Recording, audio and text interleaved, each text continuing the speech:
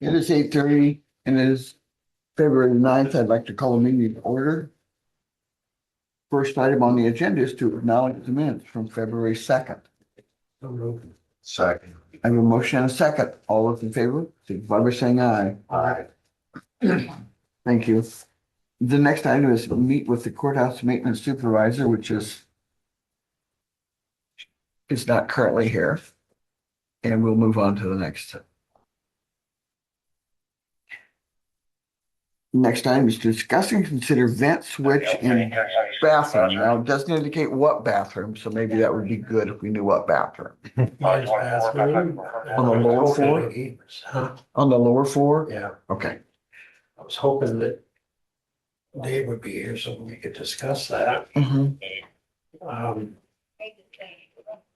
It's supposed to operate automatically, but having the discussion was whether or not it would help some of the circumstance if we had a separate switch. I was kind of wondering, yeah, I was wondering that myself. But I don't know. I guess I just have to reach out to him because I don't know whether that would be live wire that does that, I don't know who would do that, or what the circumstances would be. Yeah, I don't know. I'm thinking, I don't think Dave is here for a while, so should we be contacting somebody else to deal with that? I was trying to say, Should we be contacting somebody else to deal with that? well, that's, I think later on down the road here, maybe would be the somewhere here. Yeah, down on number 7. You want to skip down to that now? Okay, and if you want to. Okay, let's do that. Discuss, and consider employee workers' comp and employee temporary duty and authorize a member of the board of supervisors to discuss with the employee. Okay.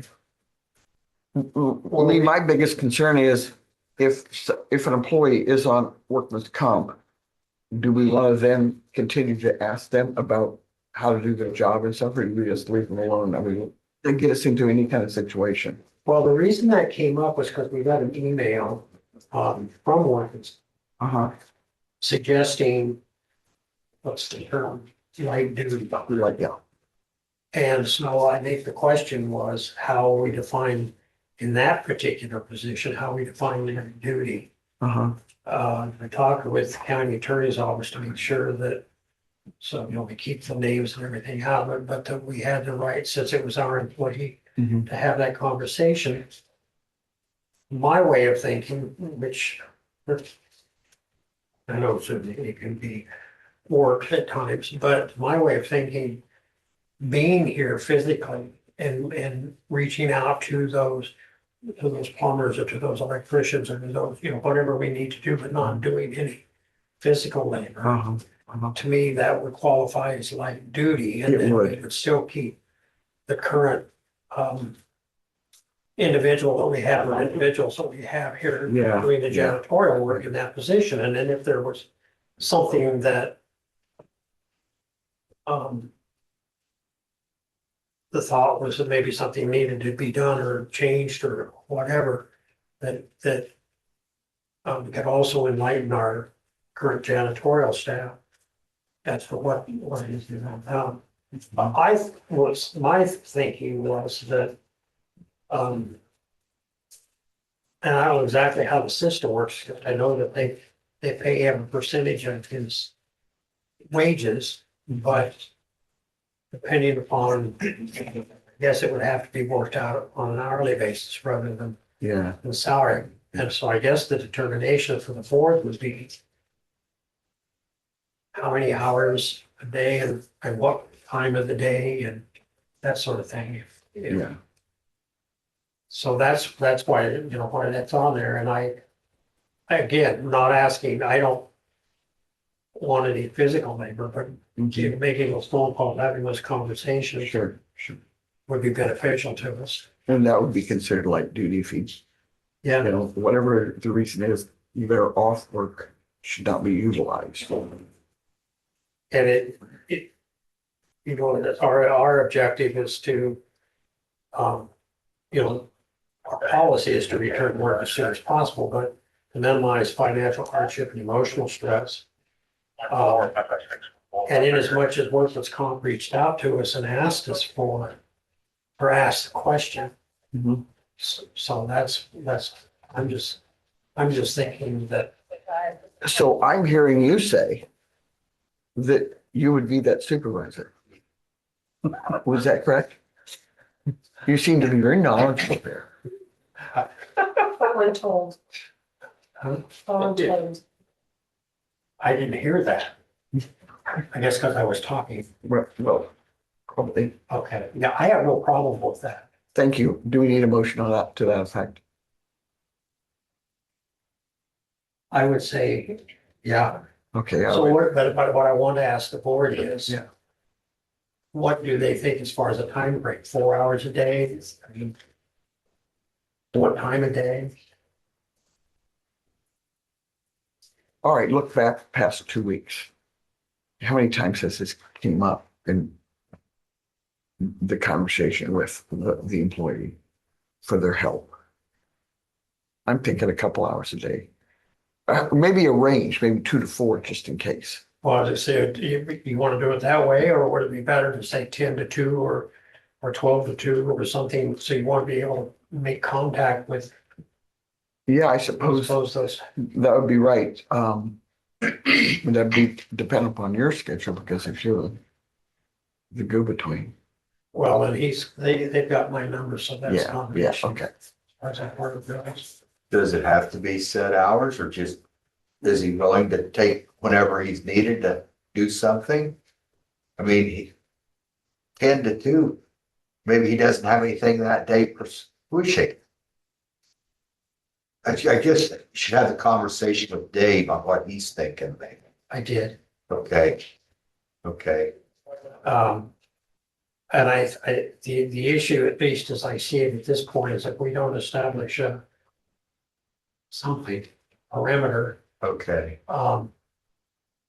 I guess where I'm at is, if you have a boiler problem, then I gotta run him down. We got this fellow, from the state that's kind of been he's new to the game, and so he's being, Overzealous. yeah, right.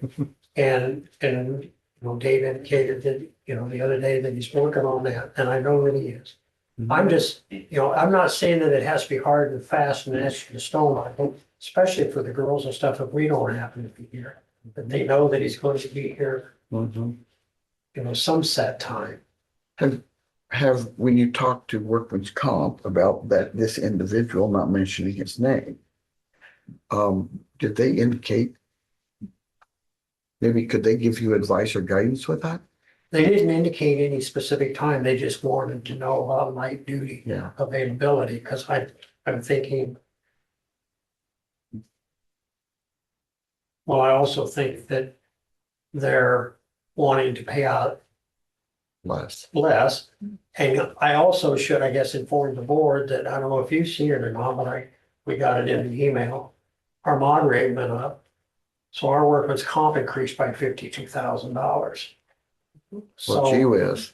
Is that 500%. yeah, well, basically it's double. That's a 100% increase. For a 3/10%. Yeah, and I think that'd be a increase. great conversation to have with, at the safety meeting that we're gonna have on the 25th. Did you want to say something? I do. If I can. Oh, I don't know. Okay, we'll give you a minute. Okay. Go. So to your point, Lee, they look back 3 years at the claims Right. that they've had. And this is something that the safety committee has had on their agenda, basically a standing item for a long time.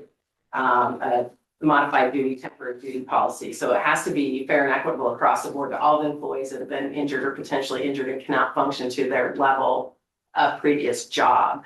So the goal of a light duty policy is to get employees back to work, maybe not in their specific area, but to get them doing something back on the payroll so they're not off on work comp. That's the goal.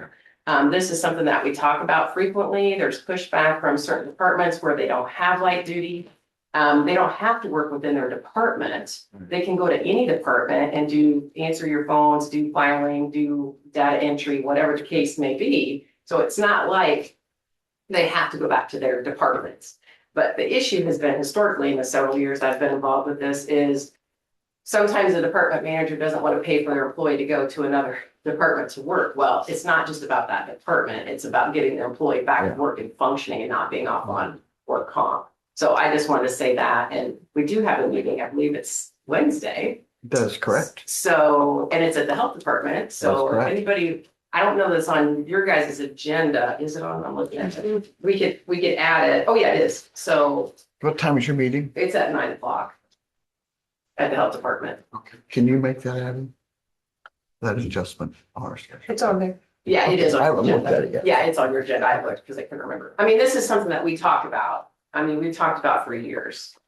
So we're trying to help you. We don't like the increase either with the work comp insurance, but It is quite a lot. thank you, Susie. So back to, thank you, Chris.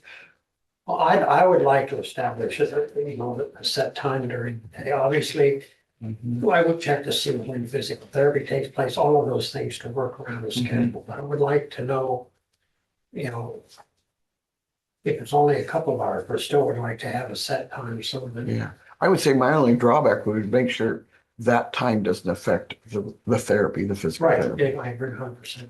Yeah. But that's yet to be determined. Correct. And it's. So that's, again, that's my thought process. So may I make a motion, or I will make a motion, that Lee be in charge of this workman's comp employees. You're looking at me like you need a second out of me. That's usually how, Yes, second. that's usually how it works, Joe. Oh, really? Maybe Lee wanted a second. Okay, we need to move right along because we've got company coming. Yeah, a big agenda. Yeah. All those in favor? Say Aye. Motion passed. Thank you very much. So this goes along with discussing consider vent switch in the bathroom because that would be. Right. Yeah, so that we'll move on past that. So then we're to the county engineer. Good morning, supervisors. Thanks for coming. Glad to be here. Thanks for inviting me. Things are warming up. That means potholes are gonna form. You guys are out filling potholes today and probably as long as the weather stays warm. Still doing normal grading and still cutting brush where needed. I brought a list of our posted bridges. Because I'm working through our 5-year plan and just trying to triage our bridges that need some love and attention. And I just gave you guys a list in large enough print that I could read it without my glasses. Gave Joe one the other day that you needed a magnifying glass to read, so I thought I'd Yeah, blow I it up. strained all weekend looking. Apologize for that. And any lost sleep created. But just to kind of give you an idea of where we're leaning on some of it, some of those have already changed after I've re-looked at them and gone out and done site visits, but those are the ones that are kind of high on our list of needing something to do with. That was basically for your information. And I'm also working on a list of roads to consider turning to level Bs. And I need to do more site visits on those before we get deep into them, but want to give you, again, just the opportunity to see where we're leaning at, and if there's something that jumps out as completely off the wall or out of line, feel free to let me know, because I know what the guys in the department think, but there's a lot of roads out there. And as you know, we get limited funds and we have almost unlimited needs. So anything we can do to reduce the burden on the budget and still not decrease the service to the county residents. So doing this to level B, what requirement do you have then?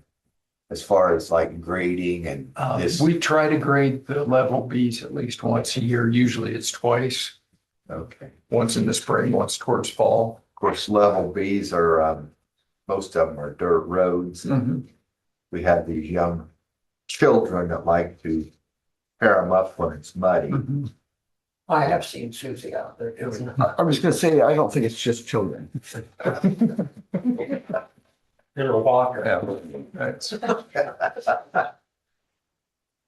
Yeah, so you, Get a video of that. that's one of the criteria for level B road is that it is only for farm access. So you would anticipate that farm equipment is on it and not passenger vehicles. You're gonna have people with side by sides on them and Yeah. bicycles, and it's not always gonna be fit for polite vehicles, I guess. So if the farmer would request that you slip over and grade it, you'd have no problem if it's all tore up. Not really. I mean, that's going to happen. Yeah, Yeah, I don't think It's still a lower burden than trying to keep rock. I have one close to me that's always getting tore up by somebody and just a phone call to maintainer operator and it's usually got taken care of, and I'm fine with that. And he's probably the same way as tearing it up, and that's It was years ago. just messing with you. Job security. Yeah, No, you're not messing with it because it did happen several years ago. I'm sure. Yeah, it's just that much less ground that we have to cover with rock. Later on, we've got the contract papers for the level B or the contract rock program for this year. So that's one of those things that pretty much the biggest single line in our budget is what we spend on rock and maintaining the roads. That's really all I have. Oh, no, you have more here. I know. That's all I have for my part of it. The rest of it's your part of it. All right, discuss and consider modifying posting for bridge number 201590 Buckeye Avenue from 20-ton all traffic to 1-ton one truck, 4 tons for combination vehicles, with tons, tandems, and straight truck. So the load postings anticipate that you will have 2 vehicles of the posted weight passing each other. On a road that has a 30 vehicle per day traffic count, it's very unlikely that you will have 2 large trucks meeting head to head at the bridge. So posting the bridge as a 1 truck, that allows us to raise the posting so that agricultural loads are more likely to be able to use legally. So this allows us to allow 40-ton loads on it, combination vehicles, as opposed to having it limited to 26, I think is what it is now. So that takes you from a tandem truck to a loaded semi. But we need action by the board to allow us to do that and have it enforceable. So Second. All those in favor? Aye. Thank you. Motion passed. Thank you, Dwayne. I believe you're still next. Discuss and consider proposal for 2026 contract rock. Yeah, as I mentioned last week, this is pretty much the same thing we did the last handful of years, or not quite handful of years, last 3 to 4 years, where we're going for 5,000 tons per greater district. And then this year, we're also asking them to price delivering 10,000 tons to the Fairfield yard at that price so that we can have it stockpiled as opposed to paying board price or our quoted price for regular rock with the idea that we'll get more favorable pricing having it loaded all at once. And since we've got an end loader at the yard and the trucks all stage out of the yard, it's convenient to load them out of there. And this year, we're going back to having the quarries supply trucks just to free up a couple extra guys for doing other work. So that we're not spending all summer driving.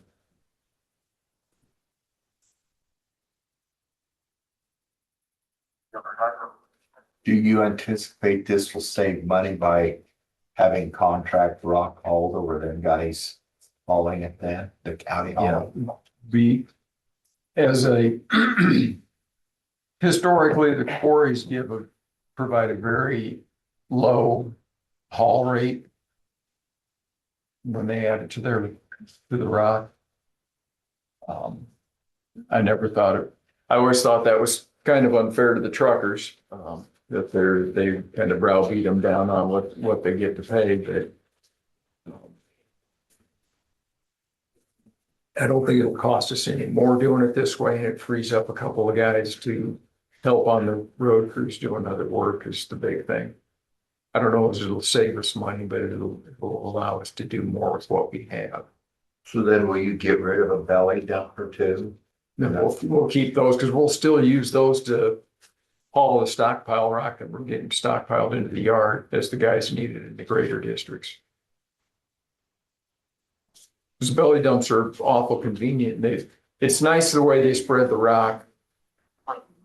Already put it in a windrow so the blade operators can pick it right and basically pick it right up and move it, as opposed to spreading it with the tailgate, or ideally the tailgate spread it, but it doesn't always work out as uniform as you'd like it to. Whereas the belly dumps seem to be more uniform when they're spreading them out. I seen them guys with the tandems, they raise that up and they're going like Billy, and I've often, it takes a little bit of this up the air and over we go. Or a low electric wire coming across the road. Yeah. Although in 4.5 years, I think we've only hit one of them. So, That's good. That's good. yeah. But, sometimes those have pretty high voltages on them, and that's not good. So, Yeah, but they hit it fast enough. There's no voltage coming through it. That hopefully, as long as they don't get out of the truck, if the wire's on it. Josh doesn't want that call. No. After that, We need to move on. anyway, you guys have a lot of stuff going on, so. So we need a motion to approve. Yeah, Yes. I think so. All right. And Abby will have them deliver bids to the auditor's office.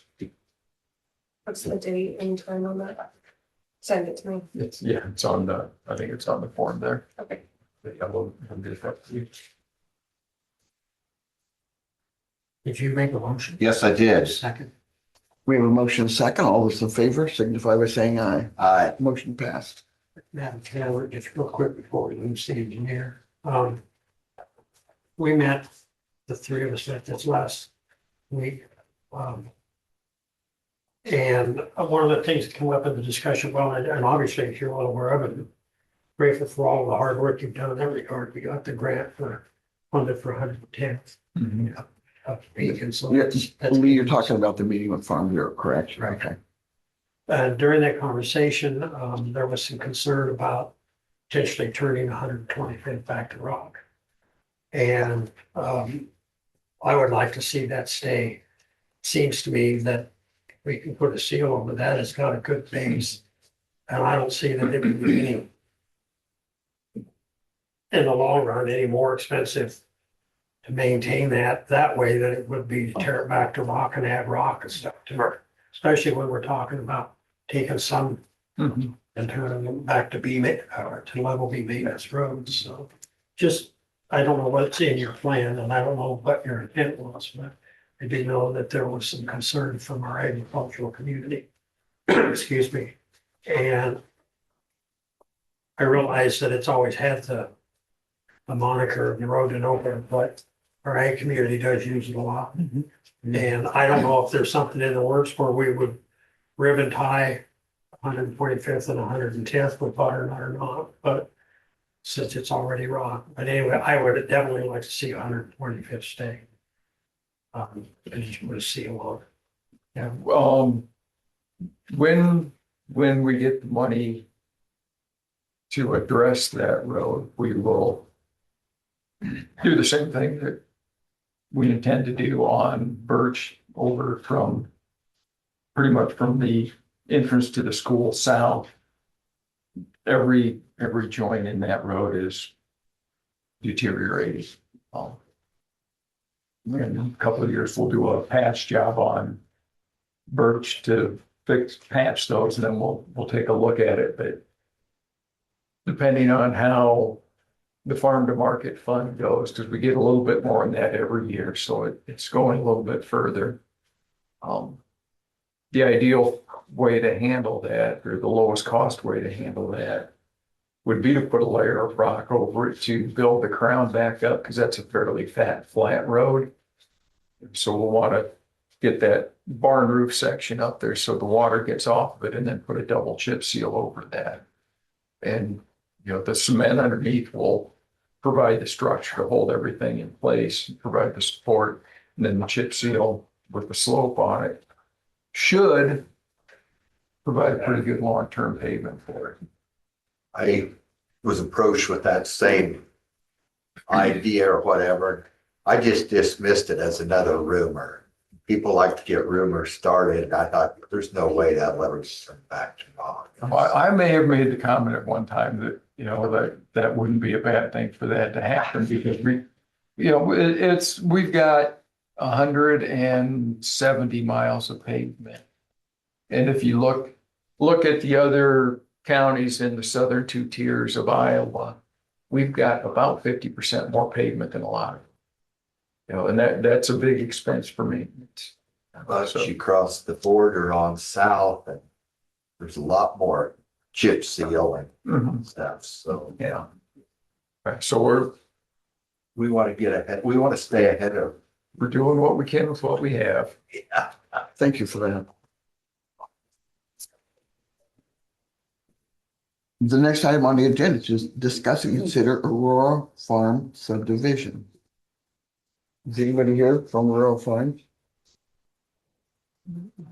Which one?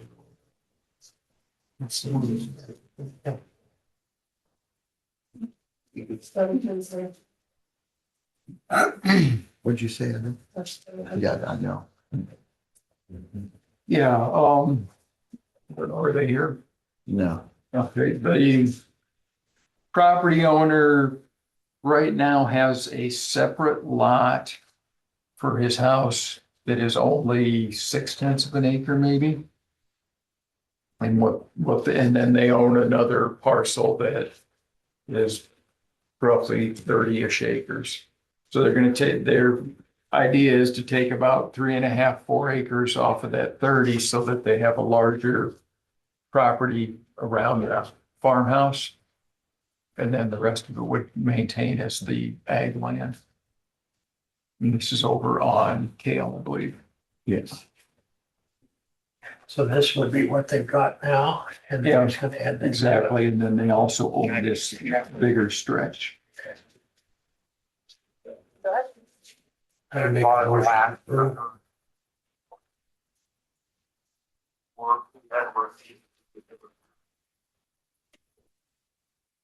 Is there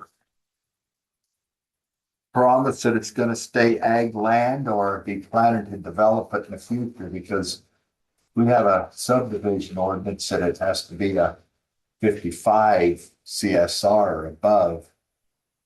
Right now it's pasture, It is pasture. Okay. pasture and timber. Uh, So I'm guessing, and I don't know for sure, they may, they may end up selling that larger parcel off. And I think that might, either that or might be going to a family, selling to a family member, I don't know, but they wanted to make sure that the house itself had decent property around it, so that if they did end up selling that larger portion, that they had sufficient land.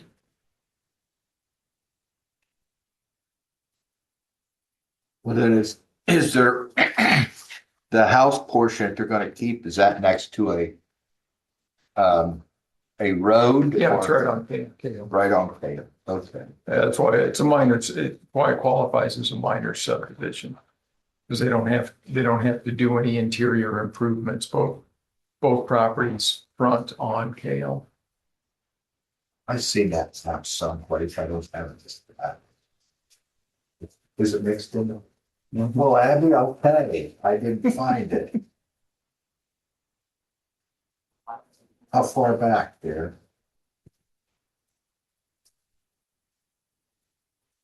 Well, thank you. No problem. I need lots of guidance. So I'm here.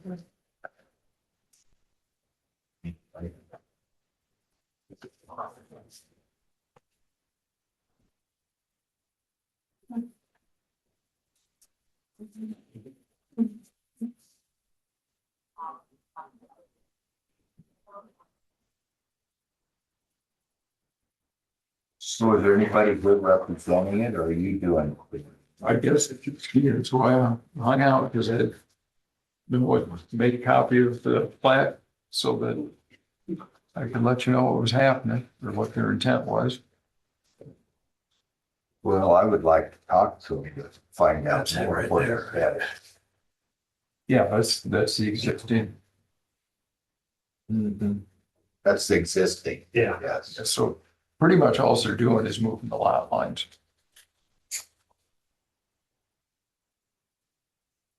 But they own the whole piece now, but they're wanting to move the lot lines just on the house part of it. But they're going, Technically, they, under our existing ordinance, they wouldn't be allowed to have a lot as small as it is. but it's going to be, how many acres will that lot be then? They're going from, About 4, yeah. About 4.5, it's above the two. yeah, Yeah. Two yeah, acres. they're going from Okay. less than one They're not to doing just short of farm. 5. That's all pretty much timber. Oh, I see, okay, all right. And then that leaves, I don't remember how much that leaves, 25 or 30 acres in the other chunk of the parcel. It's not, he doesn't quite have 40 there, I don't believe, and it's an odd, I think it was originally a auditor's plan.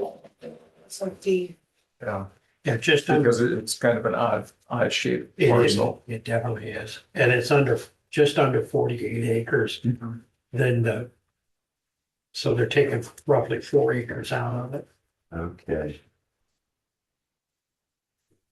And the 4 it looks like they're gonna take out of it actually is probably the open ground there that butts up against where the timber line starts.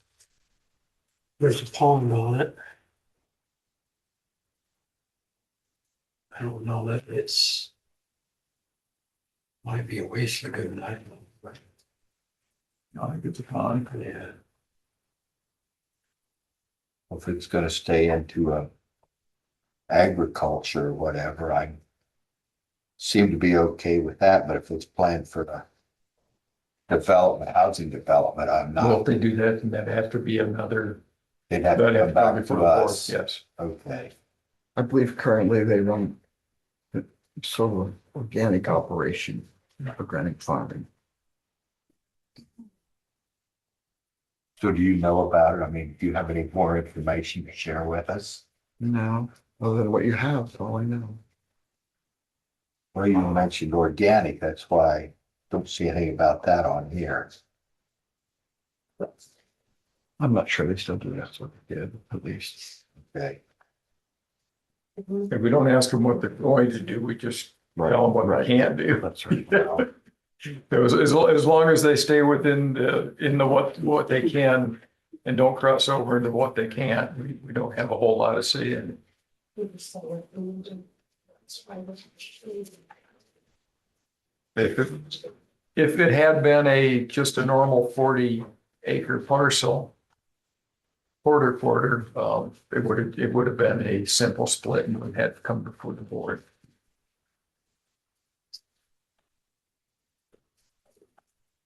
so what do we need to do here? I just made a motion to approve the subdivision request. Oh, Is that a motion? Yeah. I'll second that motion. All those in favor signify by saying aye. Aye. Thank you very much. Next item is discuss, consider Weeds Acres subdivision.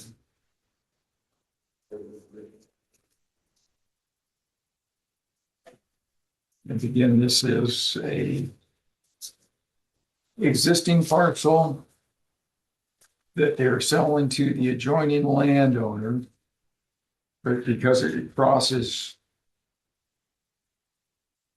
two quarters and is an auditor's parcel, they're splitting the ag land from the timber so that they can have two separate uses, two separate owners.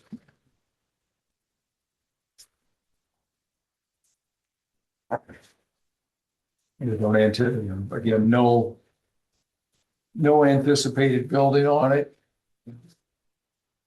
And then again, had it been just in one quarter, it would have been a simple split.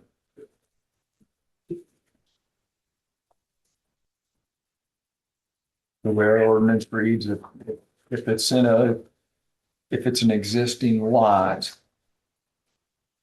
we have to go with minor subdivision.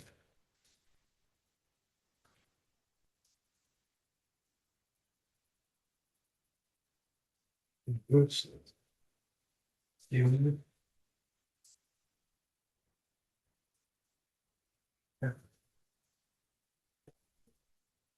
The existing owner is Wiedemeyer, and I think the proposed purchaser might be Hull. Might have.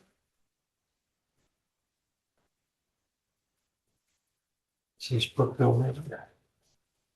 Unless it's Pentagon Sticks, 270 south and east.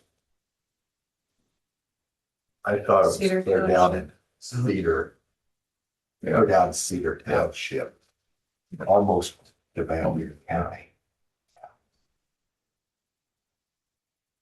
Okay, so it'll be Juniper then.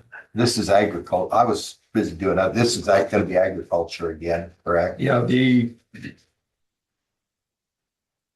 they're splitting off the ag and the timber, and I believe the timber is the lot, the original auditor's parcel that's remaining in the lower left-hand corner is the timber, and the upper right is the ag. Okay. Yeah. Just thinking about the overlay with it, and see where the trees were.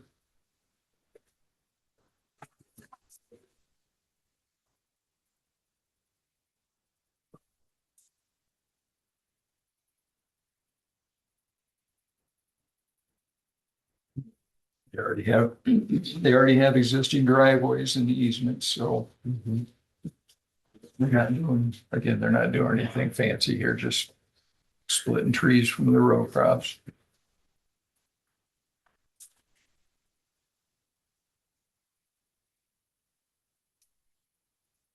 So motion to approve. Second. We have a motion and a second. All those in favor signify by saying yes. Yes, aye.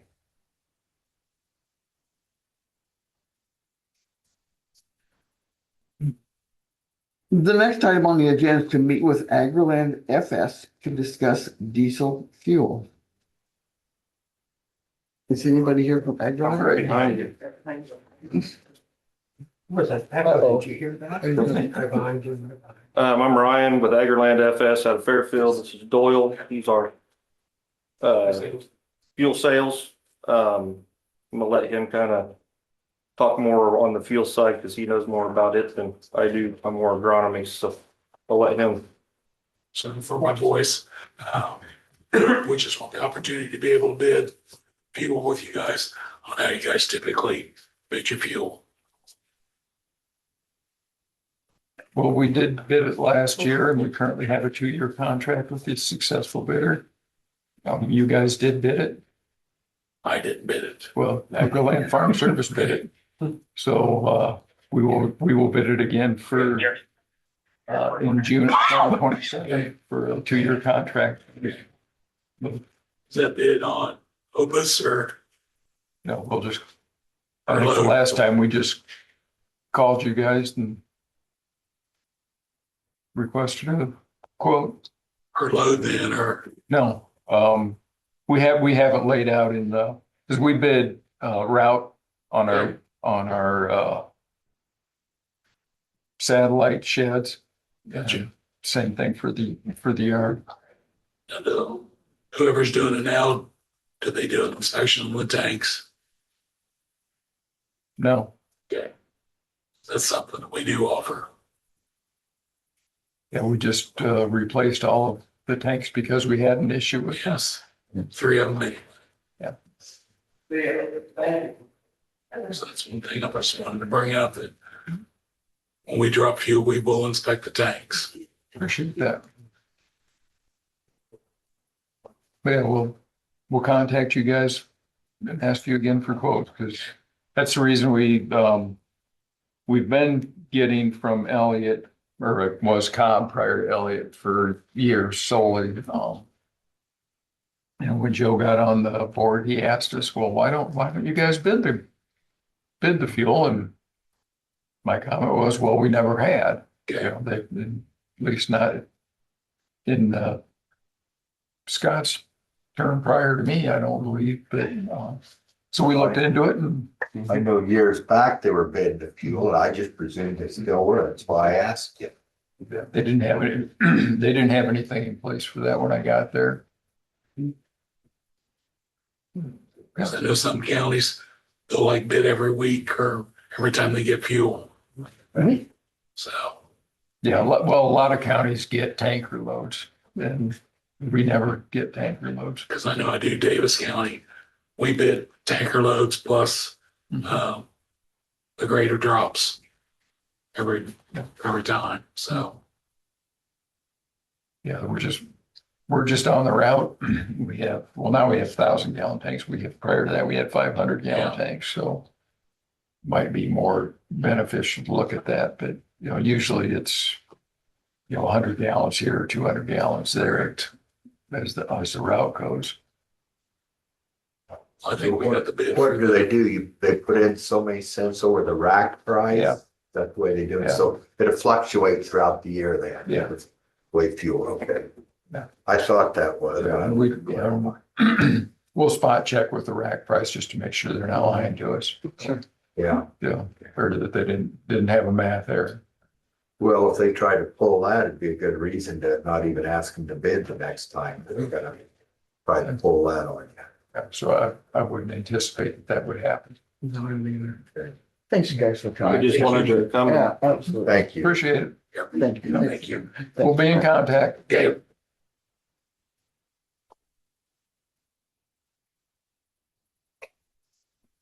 Meet with the ambulance director. Good morning. How's it going? It goes. Really is good morning, huh?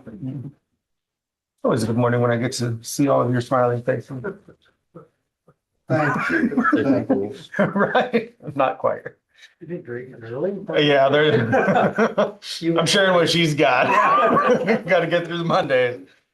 All right. So numbers for January, I said I'd have those this week. So in January, we had 138 total calls or patient encounters. 31 transfers from JCHC, and somewhere in there we took a transfer for Atumwa. And then our collections for January, $58,539.11, if that matters. 8,000 what? $58,539.11.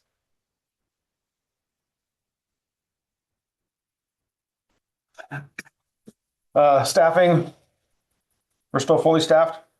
All of our full-time positions are full, which is awesome. We've maintained that for a couple of months now, and it's been pretty good. We do have paramedic interviewing today just for PRN position, just to have, you know, other people in the pool that we can pull from. So he'll be here today. He's been a long time medic. I think he works in Lee County as well. Other updates, still working on the insurance thing, which I know is the next agenda item, still working on that. Dr. Lissy is waiting to hear back from Life Point Mothership down in Tennessee. I did get a form from Joe Benz regarding just the application process, so if we can move forward a different direction just to get him covered and get that started. And I believe Dr. Marino sent a formal resignation last week. That seems right. So she's ready to step down whenever. I think it said April, but as soon as we can get someone else in that moving forward. So let me ask a question just real quick Yeah. on that issue. We look up, we've got Dr. Marino's coverage in the auditor's office because we pay for the coverage. Hmm. I don't know why we just can't use that same. And with that. I mean, that would make sense. I think in talking to Joe, and there was someone else that was in those correspondence as well. They try to, for the physician side of things, they try to just bundle it under one service rather than the provider having multiple insurance accounts. So I think that's what they were trying to do and why Dr. Lissy was trying to reach out to LifePoint, just to see if they can get an extension on his current plan. But It just seems to me like it's taken it in order. right, and I think that's why, just to try to keep it simple for his perspective. But I went ahead and asked if we can just move forward with really the closest thing we have is Dr. Curtis, who serves as the medical director for all the volunteer services. If we can just mimic his plan, and I think that would be sufficient. But yeah, so we're trying to move forward and just get past all the nonsense, which again, I understand from a certain perspective, but it has been quite a process. Yeah. So yeah, for sure.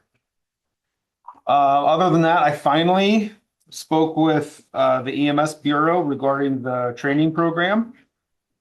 She is dealing with another school right now, and they're up for their reaccreditation process.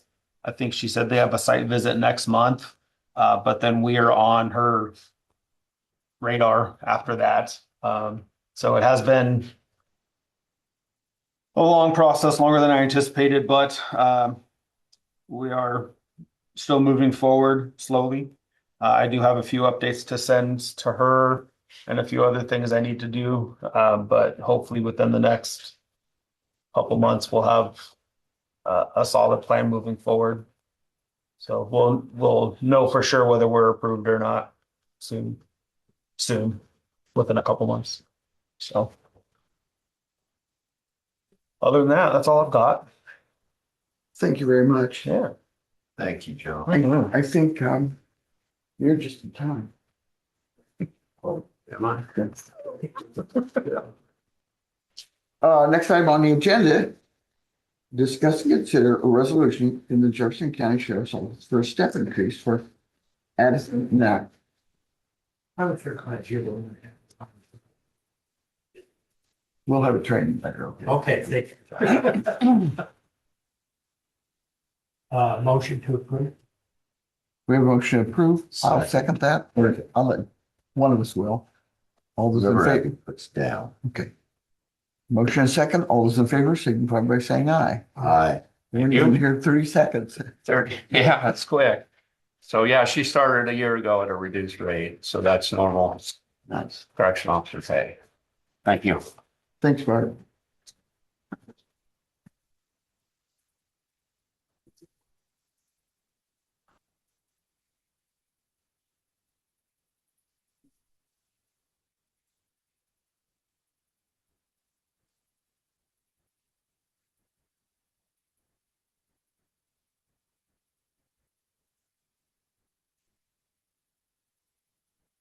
Next item on the agenda is to meet with Jerry Leonard to discuss and consider office rent.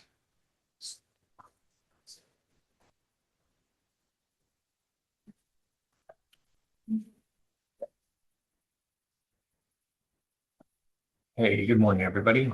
Morning, Jerry. Morning, Susan. So, Elizabeth got it out here on Thursday. I taken a little time to review it, and I hope the board could give me, I guess, a continuance on this item, so I can have some legal counsel look it over with me and advise me about some changes that I think that I'd like to see done to it. I I ask you all to give me a week or two here to inspect. We all know how lawyers work. Sometimes they don't work as fast as we want. It didn't really change anything, Jerry, from the one that you had previously for several months, so. Okay, yeah. Well, this is actually the really only real draft I'd want to look at and say that I've looked at enough to look at to want some changes. So again, there's just some changes that I'd like to see done on it. Can you enlighten us as to what those changes are? Well, I guess one of the big things is again, we discussed 30 days to 60 days. If I was to move out of that office in 60 days, there would be just oodles of stuff that I'd have to, immediately start working on, and it would be a distraction of what I have to do every day at the office.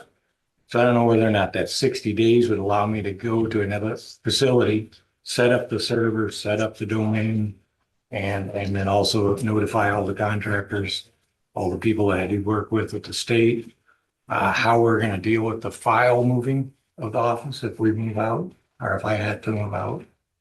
Again, I don't anticipate myself wanting to move out because of the convenience of it all.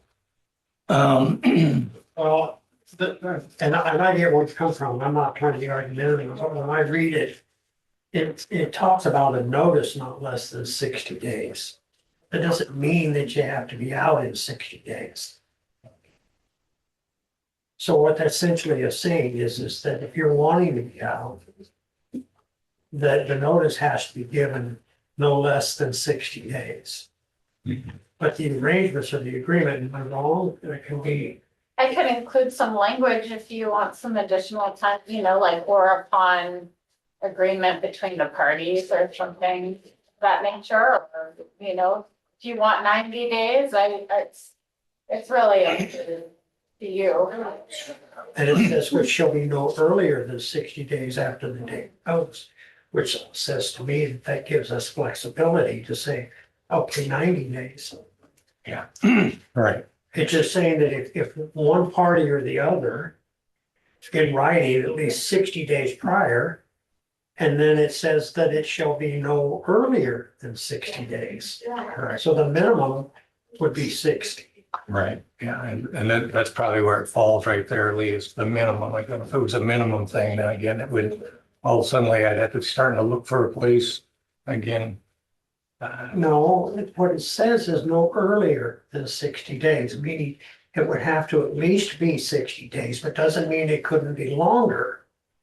The termination of the lease, the notification of it to It cease. says upon termination, termination shall be effective on the date specified in such notice, which shall be no earlier than 60 days after the date of notice. Simply put, that if you put in the notice, or if we put in the notice 120, as long as it's no earlier than 60 days of the date of the notice. Sure, sure, and I understand that 100%. So again, it could be though the 60 days if you guys, for some reason did, so then again, I'm stuck to that 60-day notice. You give it to me today, and it starts at 60 days. Yeah. That would be the 60 days, I guess. Oh, it depends on what we negotiate, but. And that's great. I mean, at the Yeah, time. but I gotta be honest with you, okay, if I'm looking at it from the other side of the equation, and I don't wanna, it's not an issue necessarily to argue about, but by the same token, I don't necessarily, if I need that space, if Dwayne needs that space, I don't want it to go for another 6 months. No. I mean, it wouldn't be a situation where it takes 6 months to get it completed. But it might take more than 30 days for me to find an appropriate spot again. Kind of 30 days isn't the equation, Okay. 60, no earlier than 60 days. So, And again, I guess the snow removal item, if I had to hire in my own snow removal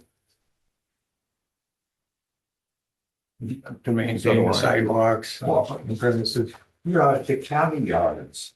Why are you concerned about snow removal when they do it? You know, I would respectfully ask that we do continue this because there's a lot of questions.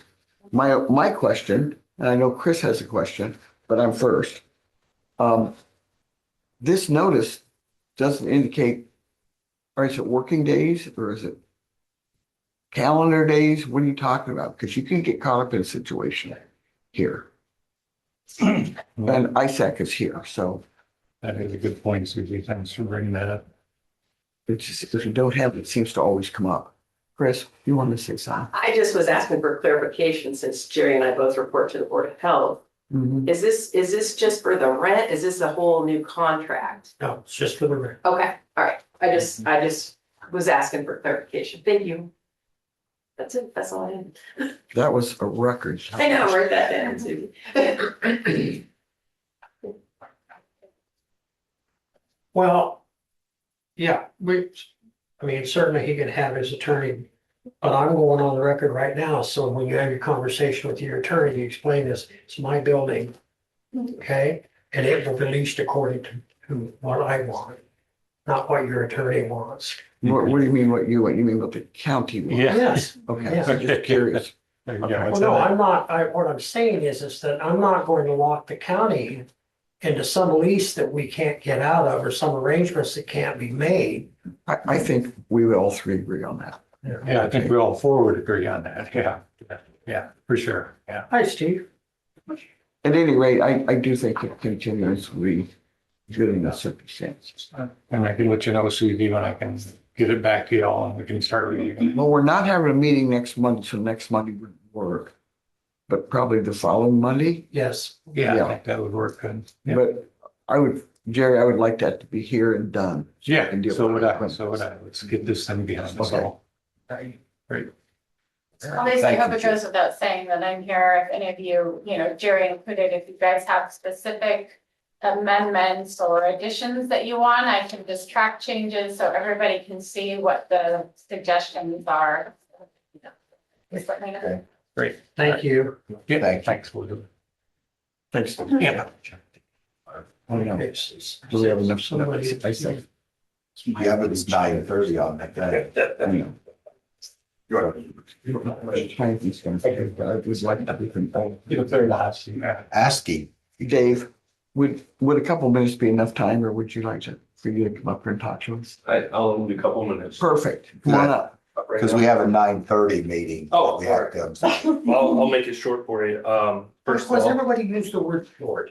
I won't be short. You know, I've asked Dave to do that. I appreciate that. All right, first of all, I'm Dave Harper from the Pekin Community School District. I'm the superintendent there. And a couple things I just want to update, first of all, I'd like to thank the board for the SRO, Sheriff, that Martin Richmond with that has been a phenomenal resource for us. And we're very thankful that with the sharing agreement with you guys. Road department, want to kudos for the road department. They've done an excellent job for us this winter, trying to maintain our roads and getting everything in place. Obviously, December was not the best for snow, but we got to school. Just some other updates, just letting you know, our solar upgrades are almost complete. We added another 1,000 panels up there at Pekin, and then you probably know aware of this, the Roland McCready land gift to the school to support our FFA program. So now we own the entire runway, Yeah. and which we're very thankful for, and that's going to make real impact on our FFA program. Other than that, just any questions with me and on Pekin. I guess I should have mentioned 110. I know you mentioned 110 earlier. That's a blessing for us. It's been a long time coming, and that really connects us to the rest of the county without having to by a hard service area. So thank you for your efforts on that one.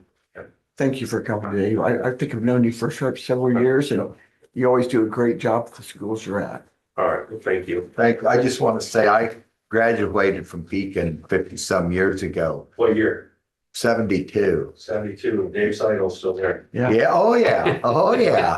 And we He would was like just a to- young guy then, Standard- but standard. Roland was a big supporter of FFA back then. And we all of us FFA members appreciated him then. Yeah, part of that land gift, we're gonna offer two $10,000 scholarships for ag each year. Good deal. Thank you. Good, good. Sweet. He'd be proud of that. Yeah. He would be. All right. Thank you, Dave. I believe it is now a little past 9:30, which is the time ISAC folks are here to visit with us. What? That clock is a little past. It's not 9:31 till the second hand. Okay, it's 9:30. It's on my phone, it's on Eddie's phone. So we don't need to quibble about that. So would folks that are in the room, we do have a meeting, the ISAC meeting. You're welcome to stay. You're welcome to. Are they here? Huh? Yeah, they're on the. Yeah. Abby said they were here a long time ago. Okay. And she said it'd be a short while. Oh. Good, ready? I'm going downstairs. That's, I knew you were. I knew, yeah, okay.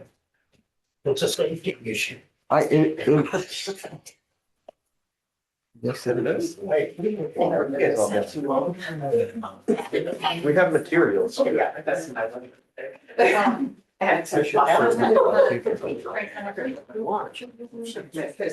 you are, nobody. You guys have a preference where we sit or anything? Wherever there's a chair. Wherever there's. Anywhere there's a chair. Awesome. Just so we can hear you. You guys made sure and like cracked the window for Lucas, right? If you left him out in the car. Abby and I thought, well, I'm surprised with how much everybody talks about long. Because the three of them are paying. Oh, yeah, they. It's on the agenda, yeah. Oh, you the main speaker, Andrea? I'm gonna kick us off. Well, good, have a seat. Let me take my coat up. Picture of this and bring them up. Have you spoken with Chauncey recently about? He said he was gonna get it. He said he was gonna get Any specific spot? Right there's fine. Chair. This is why we bring the IT. I know you are. Yeah, No, I know. Hey, Joe, can I get you to close the door, please? Hey, Jerry.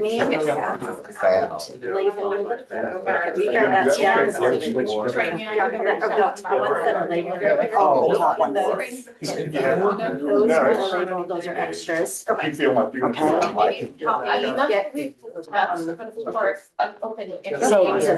So they have names Any specifically. elected or department head we have Labeled ones. So Joe. But I did ask her to take it on. Yes. There you go. Susie. This is Susie. Bingo. Until 10 o'clock. Lee. Mark will be here. Perfect. One, two. You're an elected. Mark, is there a Mark Mark's Myers? behind you. Let's see, Mark. Send an email. Probably not ready. Thank you. Okay. A Bart. I'm from Kenny. Bart is here. I should know people, I apologize. I got my name too. Ooh, they're watching you. Okay. So do we have extras? Yes, and that can only. He had to be. Okay, so. So we're gonna zoom him in. Yeah, so I was gonna say, did you want one? I guess. I don't need one, but I'll take one. Okay. Yeah. What's his name? This is our recorder, Kelly. Okay, Andrea might have it. okay, yeah, if she's elected, we will have one. Environmental health, Jerry Lewis. All right, who else do we have? Awesome, last week. I mean, you asked us. Yeah, yeah. Right. As you did. Yeah. Thank you. There we go. What was that? He's a nice guy. I met I met him just a few times in the office. He's always good. Did everybody get one? Here's Chris R, and everyone else says I have community services, conservation, emergency management. Can I leave them with someone? Yes, just, yeah. Who makes online, looks like. Perfect. Yeah. Oh, gotcha. Yeah. Virtual. Here, I'm gonna move this. so it's not-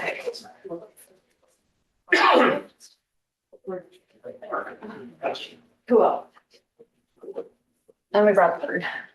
Hang that in the box. All right, and you're gonna get a link to Lucas for, He's Yeah, able she to- sent it to him and I sent him a text, so Yeah. hopefully he sees it. all right, if not, you get me for, First off, thank you very much for coming today. thank The you. roads were perfect. It's gonna be 60 degrees and it won't last, so. We'll put the windows down at some Yeah, there you point, I'm sure, so, I feel like I should have been doing this up here, and so we usually have favor, and just make sure it has. So I'm gonna, oh, wrong one, sorry. Here we go next, go to the wrong order.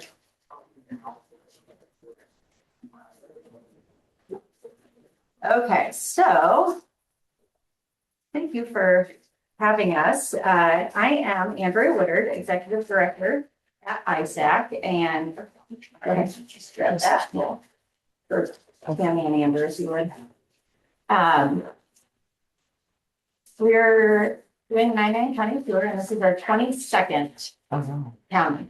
We started in July and took a little bit of a break over the holidays, and today we're here, and then we're headed down to Van Buren County. But one of the priorities, so I took over at ISAC in July of 2024, and one of my goals was to just really connect with members as much as possible. But first, I spent a lot of time getting to know staff and wanting to connect with members, but in particular, how do we spend more time out and around the state, getting to know people and seeing what's happening in counties and not just at our conferences a couple times a year. And so decided we wanted to do a 99 county tour, and we're hopeful we'll finish it up before the end of 2026. But that's really what we're here for, is wanting to, I think most importantly, we want to hear from you, but we'll share a little bit about what's going on, kind of touch on a couple of items that you asked us to speak on. And then we just want to open it up, and we've got at least till 11, and before we would have to kind of head out, but the goal is to get some feedback, and over the next year, we'll be sharing what we've been learning, but in particular, once we conclude the tour, we want to take that feedback and do something with it. What that looks like will be determined based on what we hear. And so we'll be taking some notes, and Christy, thank you for helping coordinate. I really appreciate you having us. And before we dive in a little bit to any sort of presentation, I'm going to have each of the team just say who they are, role, time at ISAC, and I always have them say their home county too. And then I'll give a bit of an overview. We'll talk a little bit more specifically about Jefferson County and Jefferson County's engagement with ISAC.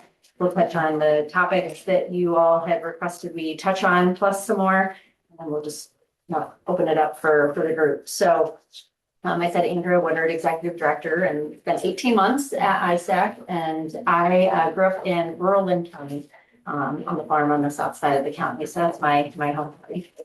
I'm Lindsay Pierce. I'm the assistant attorney, and I'm nearing 1 year, about 9 months with ISAC. And I grew up in Nebraska, but I moved to Centerville in high school and finished high school there. Tammy Norman. I have been with ISAC 29 years, and I work with the auditors very closely with the Precinct Atlas program and the SEAT programs. I live in Warren County, have been ever since we moved to Iowa. We were just saying that Iowa is a wonderful place to grow up with the family. So I'm blessed to be here and work with you all. Good morning, everybody. I'm Andrew DeHaan. I'm the IT director for ISAC. I've been there for about just under 3 years now. Before that, I was the Marion County IT director, and Marion County was my home county.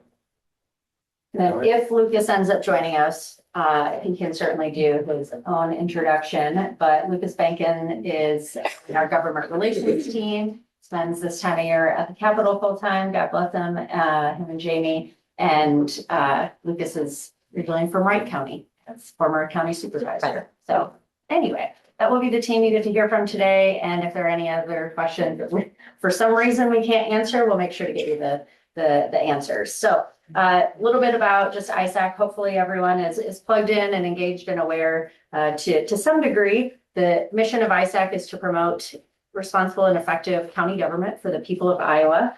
And I would like to just share some of the numbers. So all 99 counties are dues paying members of ISAC. We work really closely with the 16 affiliate organizations, of which really makes up our board. So 22 board members from 20 counties this year. And then there are 872 county elected officials statewide and over 17,000 county employees statewide. And there are there will be 27 team members working on your behalf at ISAC, which I always think is interesting stat is about half are IT. So we do a lot in the IT space. And hopefully everyone got a packet. There are extras we can leave, but what you'll find in there on the right is a whole list of information about all of the services and programs that we have. I want to make sure Rachel Bennett would be upset if I didn't call out the 2 little cards below. We, at any time you have questions, if you don't know who to go to, the support@iowacounties.org is the place to go. It's monitored and we'll get to the right person. We have started re-engaging in social media, so I'll probably bug you for a group photo, anyone who's willing at the end, so that if not, we'll do a staff photo. We've been getting photos in front of the courthouses and putting it on social media as we're out and around the state. But behind the letter on the left, what you'll find is a county engagement profile. We've got an incredible IT team, but one of our IT team members put together this entire dashboard that allows us to see county by county what sort of programs that the Jefferson County lists, which ISAC programs that you all are a part of. It lists which of our endorsed partner programs that you all are a part of. Any past board and committee participation, that does not include affiliates, that's just ISAC specific. So I'm sure others have been engaged with their affiliates sometimes more so than ISAC itself, but event attendance, and then on the back, you'll see the list of legislators, because not just this time of year, but all year round, understanding, we understand how important the advocacy piece is and what we do. And it's always kind of nice to make those connections with what legislators represent where throughout the state. So if you see anything that needs updated, let us know. This is also a good chance for us to kind of spot check that all of our records are up to date. And so let's see.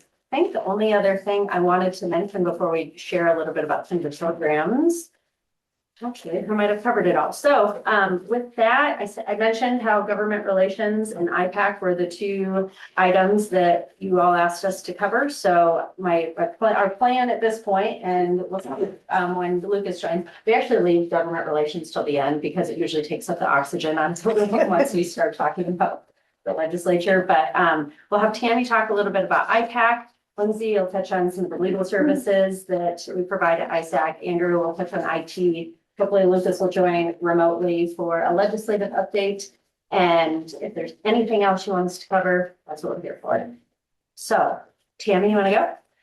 Well, I always like to talk about Precinct Atlas. So IPAC is a software program that enables the auditor and all her staff, election staff, to process voters in our state. Okay, so to give you a little background on Precinct Atlas or IPAC, it was created by a county auditor.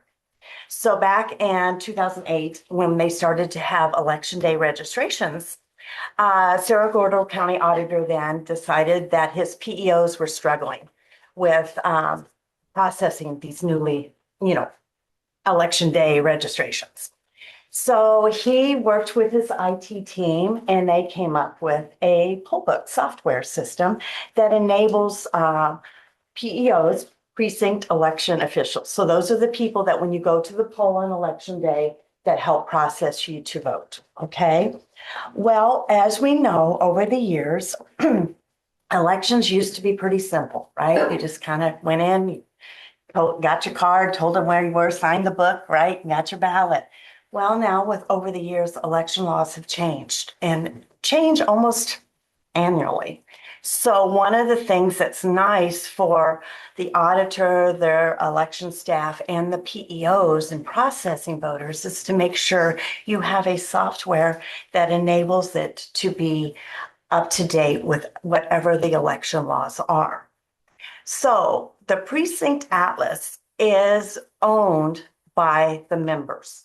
So in other words, it's not run by a company that's for profit. It is literally owned by the consortium, the member counties. What they have done, we have a 28E agreement with them that we manage and support the software. So what we do is with our 64 member counties currently, is we make sure that software is compliant with all the election laws.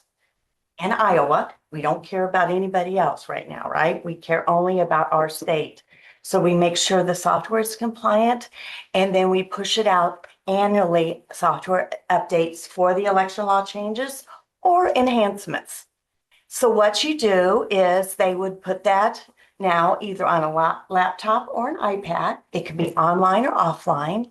And what you will do is when you go to your polling locations and your voters come up to a precinct official, they will get that ID from that voter, scan the software, bring up that voter, unless they are not registered. If they are, then we would process them as a newly registered voter. And that software will be able to handle however that voter is. So if they're a new voter, it will process and do all the identification that is required by Iowa to process that as a new voter and print the forms. Now, what's really nice about Precinct Atlas, if you're a PEO, is that our forms will give them directionals. So in other words, we need to make sure the voter signs here, the PEO initials, and that form then is sent back and given back to the auditor's office.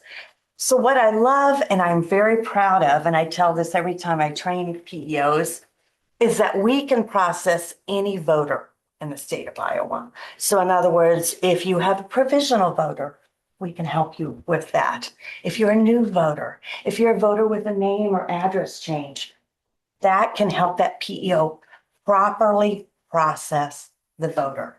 So it keeps you out of trouble, right? Because we know that the focus now has been on elections and making sure that these poor PEOs a lot of times only come and process voters one time a year. This year will be twice, like we had the primary and the general. We also have special elections. All of those have different processes.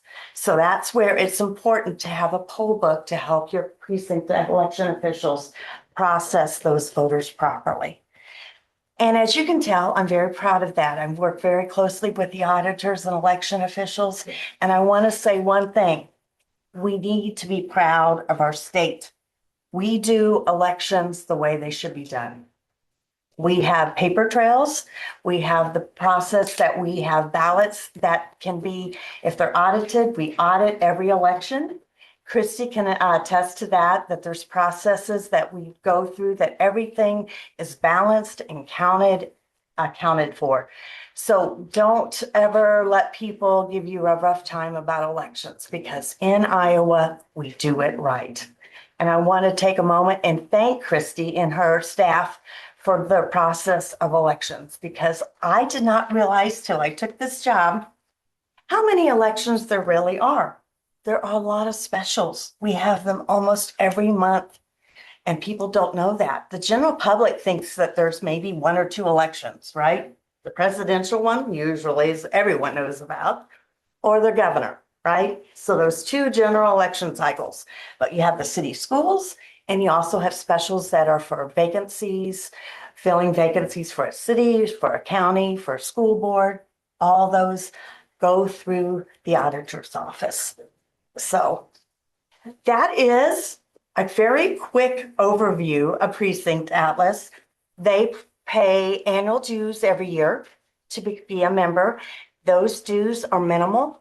They just basically keep the software compliant and help pay the salary for our staff to make sure that we're there for them and help them and make sure that the software is compliant. But I will welcome any questions you may have.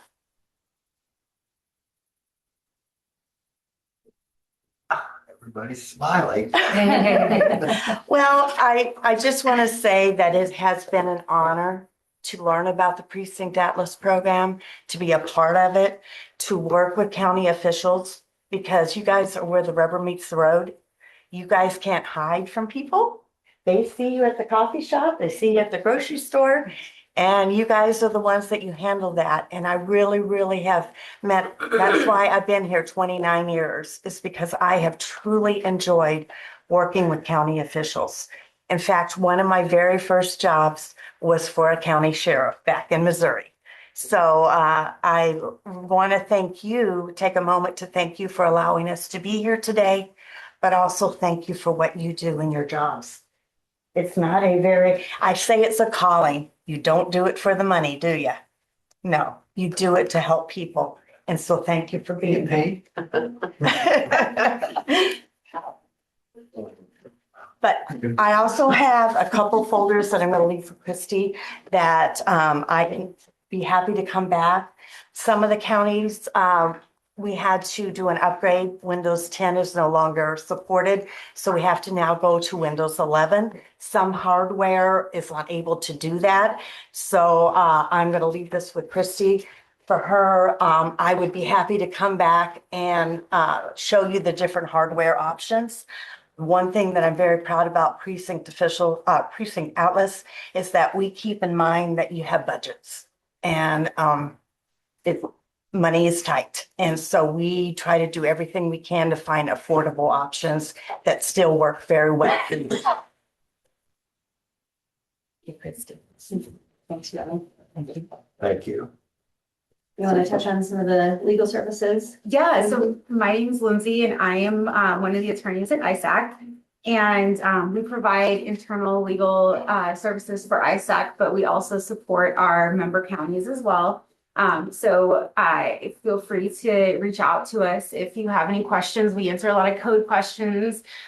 We assist the county attorneys however they wish to be assisted. Sometimes they reach out to us, or we always do encourage communication with the county attorney's office too if we're helping with an issue.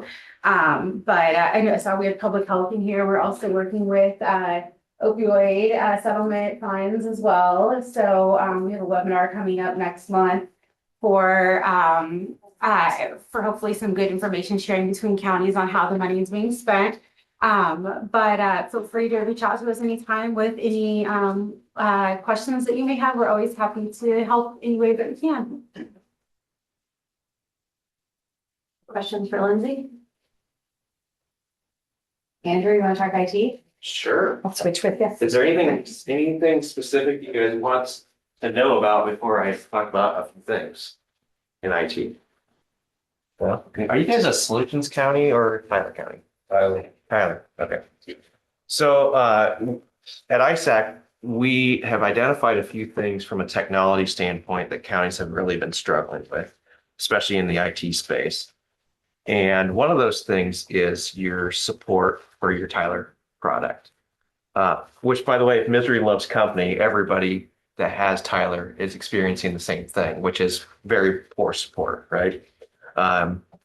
Also, the competitor for Tyler in the state of Iowa is Solutions, and they're having similar problems as well. So counties have come to us and said, hey, is there anything ISAC can do to help with this problem? This not legally. This ERP software.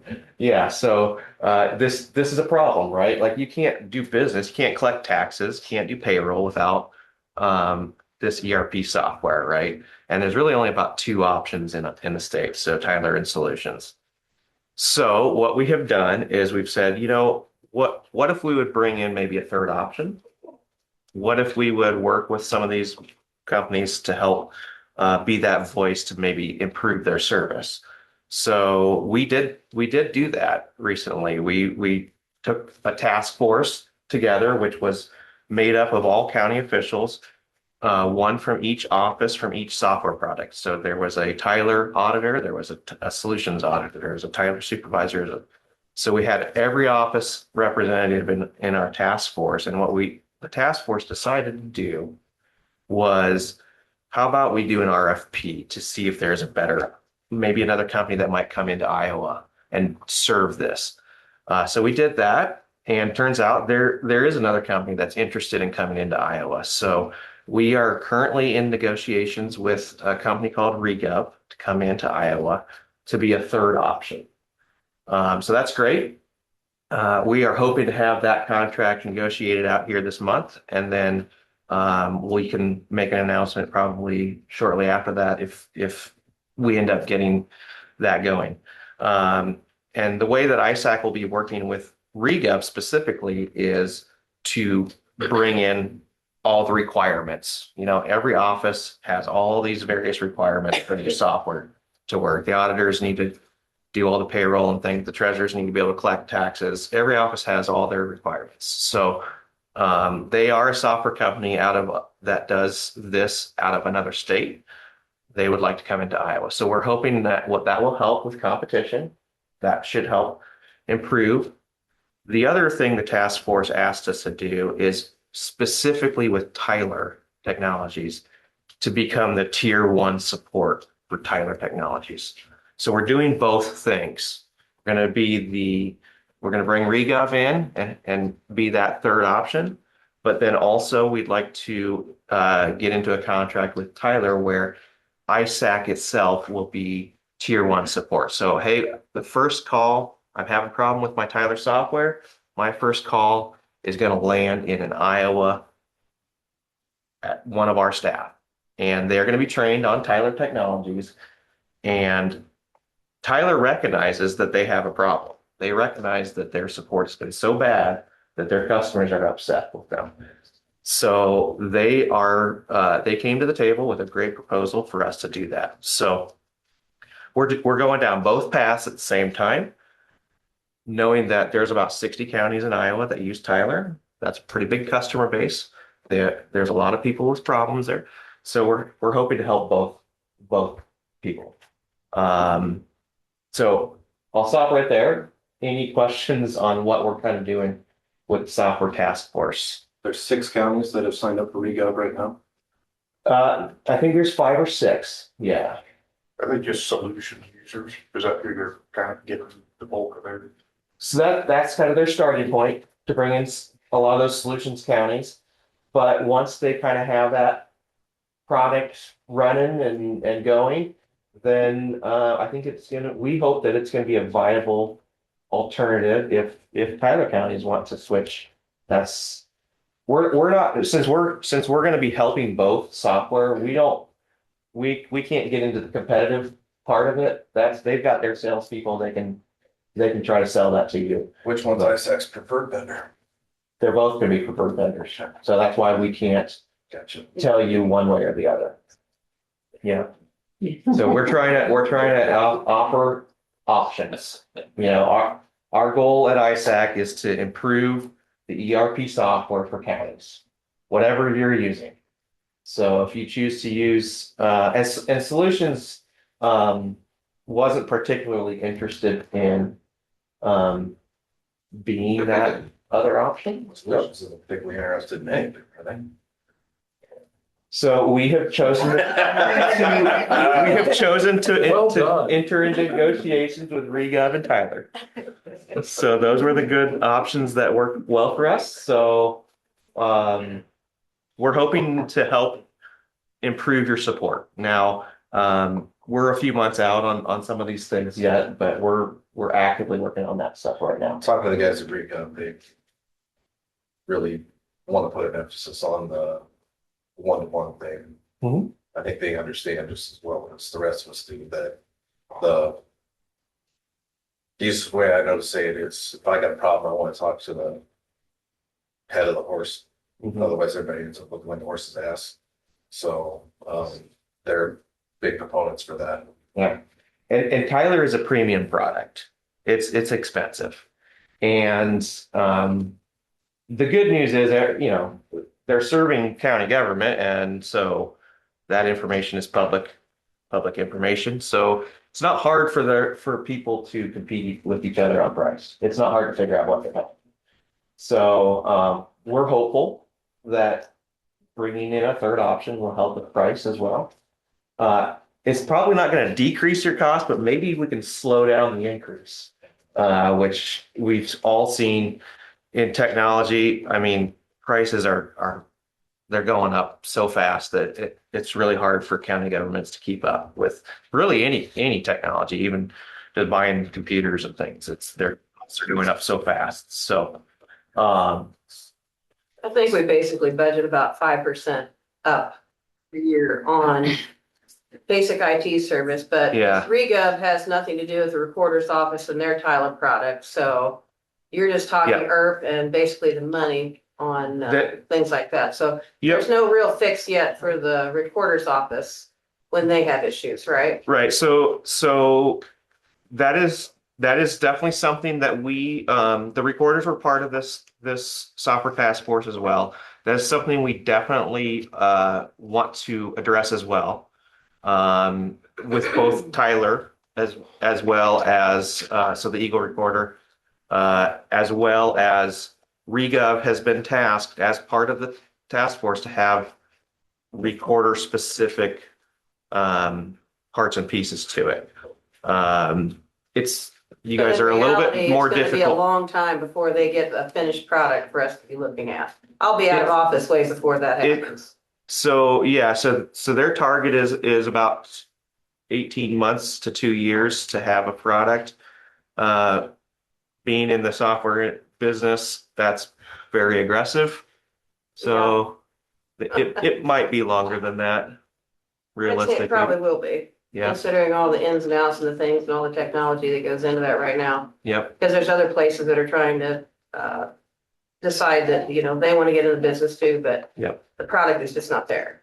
It's just not, the availability is just not there to do what we need to do in Iowa. correct. Because we have the, you know, basically the one statewide system, Iowa Land Records, that Yep. everybody can go into, get their records free of charge. And everybody wants to capitalize on that at this point, and they would like to take it over and make it into a money-making business instead of just a, you know, free to the public. Sure. So, We are aware of the Iowa Land Records challenges. It's Mhm. not something we've currently taken up, but it's on our radar. I'll just say that. remember, it's all run by the recorders of Iowa. I mean, Mhm. basically, it's a state-run system. We've been managing this for, what, 20 years now? Yeah. And it's been doing really well. Yeah. But we always need a little bit of upgrade. And then last year, things didn't go so well in the legislature for us because we had a few recorders that were on board with another company that is very against the Iowa Land Record System and want to privatize it. So. Good comments. Thank you. So I got, and I'm technologically deficient, but I was here when we started the Tyler. And the cost was enormous to the county to get into it. Mhm. And it continues to be an enormous cost. Now, I don't tell you, I can't get what Mark does, and he knows his software. Auditors know their software, recorder. Yeah. Steve at the assessor, and I understand all that. Looking at it, I feel like that we're a captive audience. So when you bring in ReGov or whatever it is, or Acme or whoever it happens to be, cost for that county to switch over to somebody else is going to be enormous. It is. And given the appetite from the legislature, the money's not going to be there. So the $64 question is, how do we, you said that Tyler is well aware of their support coming up short, if you will. Well, if they're well aware of it, why the hell haven't they fixed it at this point? This is what I don't understand. You know, we're spending, you know, I don't, right off the top of my head, I can't tell you what the county spends every day in upgrading software and paying for the service that we apparently are not getting in whole. So it seems to me that, I mean, I don't know why we can't get what we're paying an enormous amount of money for. And there is the pushback there, say from a legal perspective. Okay, we're paying, not just us, but, you know, hundreds of thousands of dollars that these counties are paying out. There should be some legal recourse to a company that's not providing support. Because they're still collecting the money, and if we don't pay the money, they're gonna shut us off. You have said the same sentiment that we've heard over and over again. And so what we at ISAC are doing, we can't really help you with what's happened in the past. That's probably kind of between you and them. But what we're hoping to do is improve what you're going to get in the future.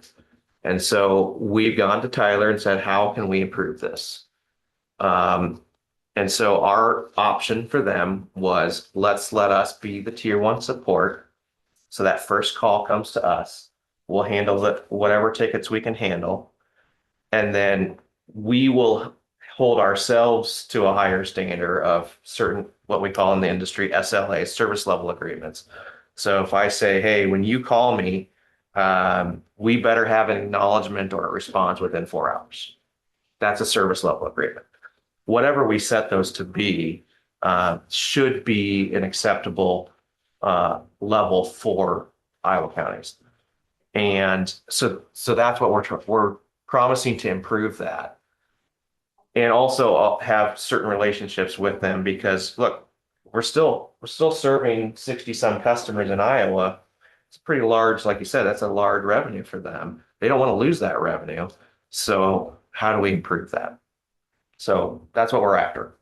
Can I be, so you being the first line of defense, is that gonna cost the counties or is that? No, we're building that part into the contract. So we're basically saying, okay, that our goal is to say, okay, Tyler, here's the revenue you're getting from the counties.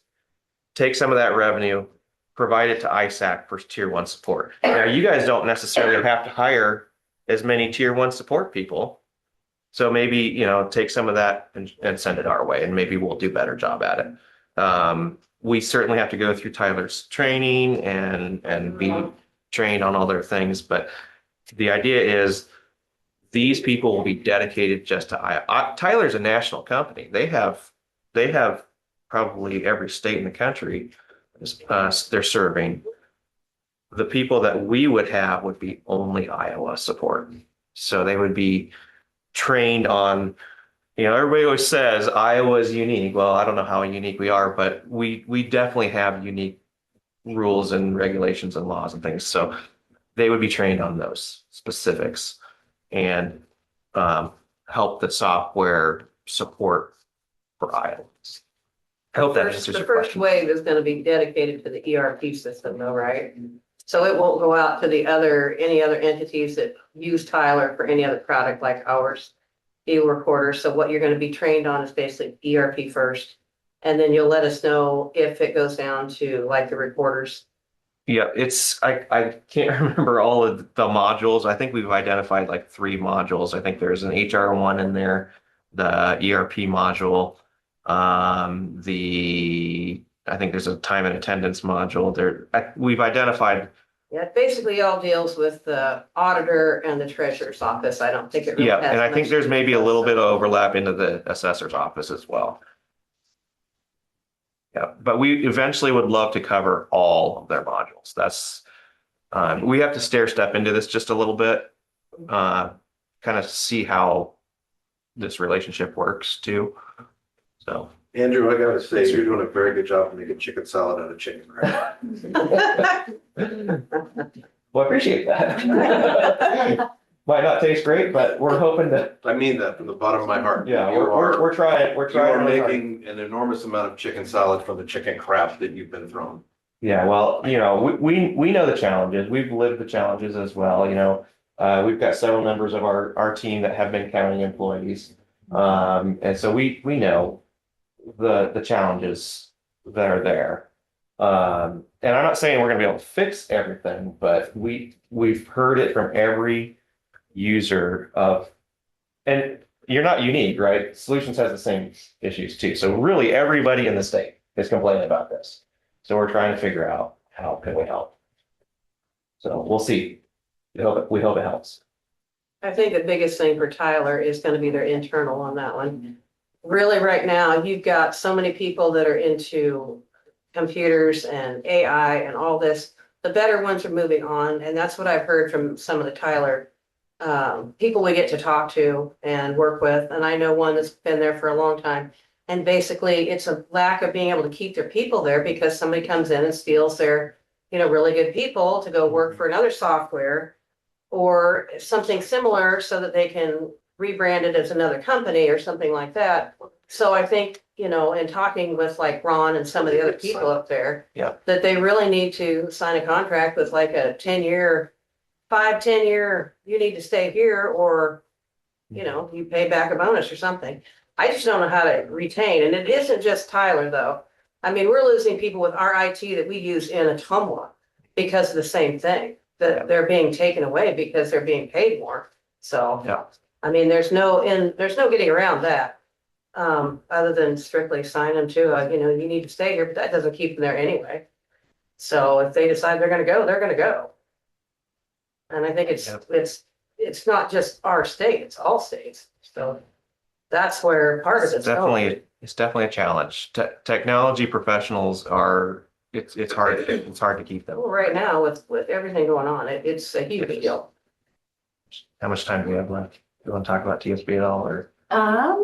Yeah, follow that. Why don't you do that, and then we'll see if Lucas can give a legislative update. Sure. Lucas, if you How much time you got, Lucas? text me if you're like too limited, we can always come back to you. So there is one other program that we are working through at ISAC as well. We've had a lot of questions and need in the county space for technology advice. So we have two different programs. I think we've been down here before to talk. One of those programs is a technology assessment program. So it's kind of a good neighbor. We bring in county IT people to come in and do an assessment for you guys. We've done that for about, I think it's like 55 counties, close to 60 counties now throughout the state. And it's like a 2-day assessment. We come in, take a look at your environment. The people that come in are all Iowa County IT professionals. Look at your environment and then make recommendations to the board, whether that's maybe you need to spend money in this area or that area, or maybe you need to do these security policies, or maybe you need to develop a HIPAA policy, or whatever it is. We'll look at a lot of different things. So that's something that we are offering for counties right now. It's a paid service, and that really just covers the cost of our volunteers. So mileage, per diem, those types of things. So we have that. We've been doing that for a number of years, since I think 2008. We formalized it here a few years ago when we hired Joel Roney on staff. And so he is the TSB kind of manager. And so he kind of serves up that program. The other program that we're just starting as of the first of this year is kind of a IT services offering through our TSB program. And so what that is counties are asking for additional IT help. Maybe they're like you guys. I think you have a vendor here that helps you guys right now. Maybe they want just a little extra help making sure the vendor's doing their job correctly. Maybe you want some help with budgeting through your IT. Maybe you need help with a specific IT project, making sure that the vendor that you have is pricing this project out correctly.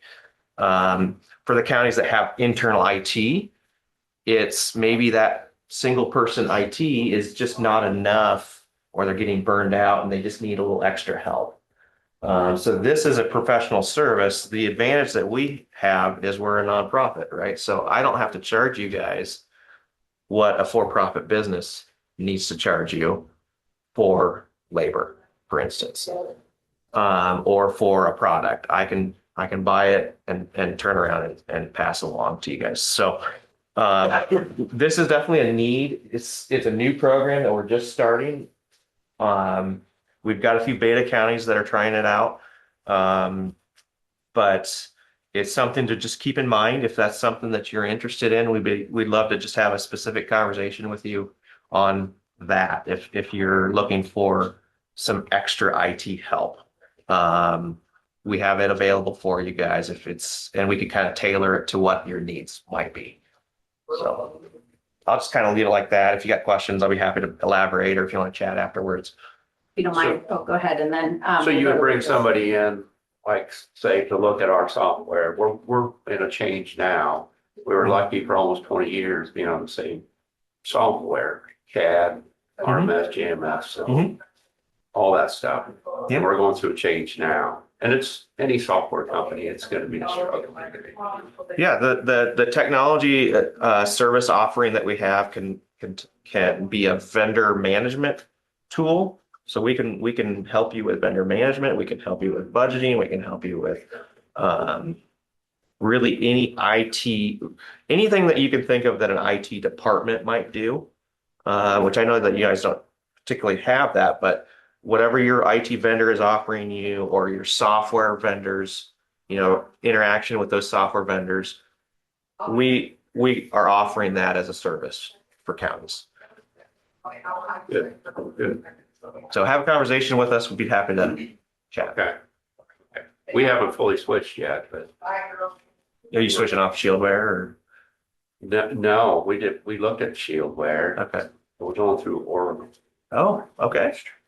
So That'd be an interesting conversation. I would encourage someone, from your office to assist us. Okay. We're having a little bit of trouble with the civil side of things.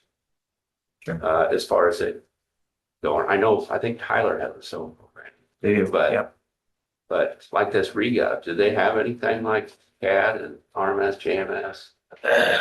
I don't think they do right now. I didn't, I just heard of that today, so. Sure.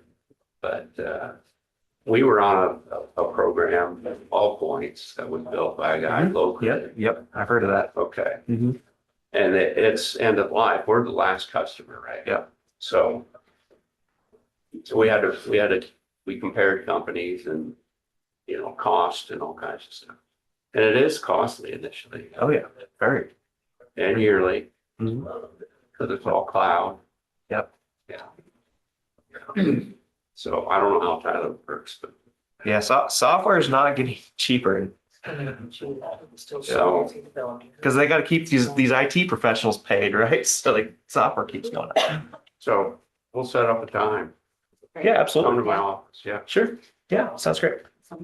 Okay, so we have Lucas until 10:30, which that means we get at least 30 minutes of you giving us some feedback and we can stop talking. So Lucas, are you ready for the group?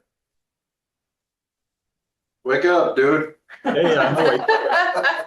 Okay, so the first question is, how big is the screen that you're looking at that my face is on? I'm a little concerned that I'm on You're a big good. screen. I'll take your picture and send it to you. So I think with the limited time, and this is the first county visit since the legislative session started. So I had my speech all ready, in the fall with, here's what we're expecting to happen come January. And so January came and passed. And so now I can't really give you a preview. I can kind of tell you what's been going on, but I think maybe in the interest of time, I'll first start with what is on your mind that the legislature might be doing, considering, that I can address first. Hey Lucas, it's Chris Estel from Jefferson County Public Health. Hi. Health, oh goodness, yes. Chris, I'm sorry. I want to thank you for reaching out to our affiliate president, Linnell from Wapello County, to gather the data for the cost of a county to do communicable disease follow-up. So they have that data and that information that they present to the legislature. So thank you for that. I'm a little concerned, as we know, about moving forward with repealing the immunization requirements for school. Here's the thing, and I have to say this. There's always been an exemption available for parents or guardians. So I am really struggling with trying to understand the importance of just stonewalling this through this potential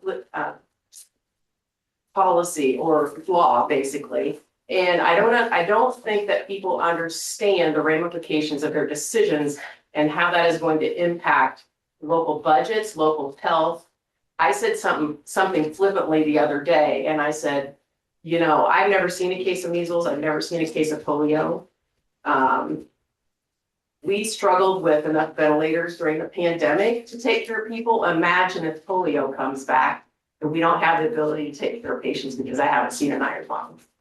So I just have to advocate, and I'm struggling trying to understand that legislation. Thank you, Jamie, for always being there for all of us. And you know, public health is gonna say something, right? We're not gonna be the quiet ones. The other thing I do wanna comment on right quick is IHHS, just ramrodding, basically pushing forward districts or regional health departments to mirror the mental health districts, of which still are not correct. And we can have an offline conversation about the lack and the gaps of the mental health services with their new magic map and the Iowa primary care payer, because people are still not getting the service that they need. There's still huge disconnects, and the lack of funding for public health. Who knows our own counties and knows who to put people in contact with for the services? Thank you. Thanks, Chris. There has been plenty in the public health world introduced. And, you know, I don't know if it's an ongoing trend of, you know, everyone that's elected or has a Facebook account that has answers that are better than the professionals in local public health, for example. But we'll continue to, Chris will continue to handle things as they come, but it's not easy right now, and we're feeling for you and keeping on it for you. Thank you. Tell Jamie I said thanks too. You bet. So Lucas, this is Lee Dimmitt, and I know that we've had many conversations over the years, but I'm going a different direction for a moment. Kind of following up to some extent on what Chris said. I'm on the early childhood board, and it sounds like early childhood as we know it is going to cease to exist. And the concern I have there is not necessarily that a member of a board of supervisors knows everything there is to know about early childhood, but I feel like that once again, rural Iowa is going to take this head upside the head. And that the services are going to be far away for our folks to have to go to access the daycare situations. All of those things that are involved in early childhood are being taken out of local hands and are again being driven by regions or districts or whatever, that are going to be swallowed up, in my estimation, by bigger venues. And I don't know why there's this appetite to destroy rural Iowa, but that's what's taking place in many venues as far as that department goes. The Health and Human Services scenario, every decision that Des Moines seems to make has an adverse impact to start with on rural Iowa, but it seems to be when there is an adverse impact statewide, it's magnified here simply because of our lack of population, our lack of services. I go way back a couple years ago, more than a couple years ago, but I go way back when the state decided to close mental health hospitals. Wasn't up there that they closed them. It was down here that they closed them. So once again, the direct impact, the volume of that impact was much greater here than it was even 50 miles or 60 miles north.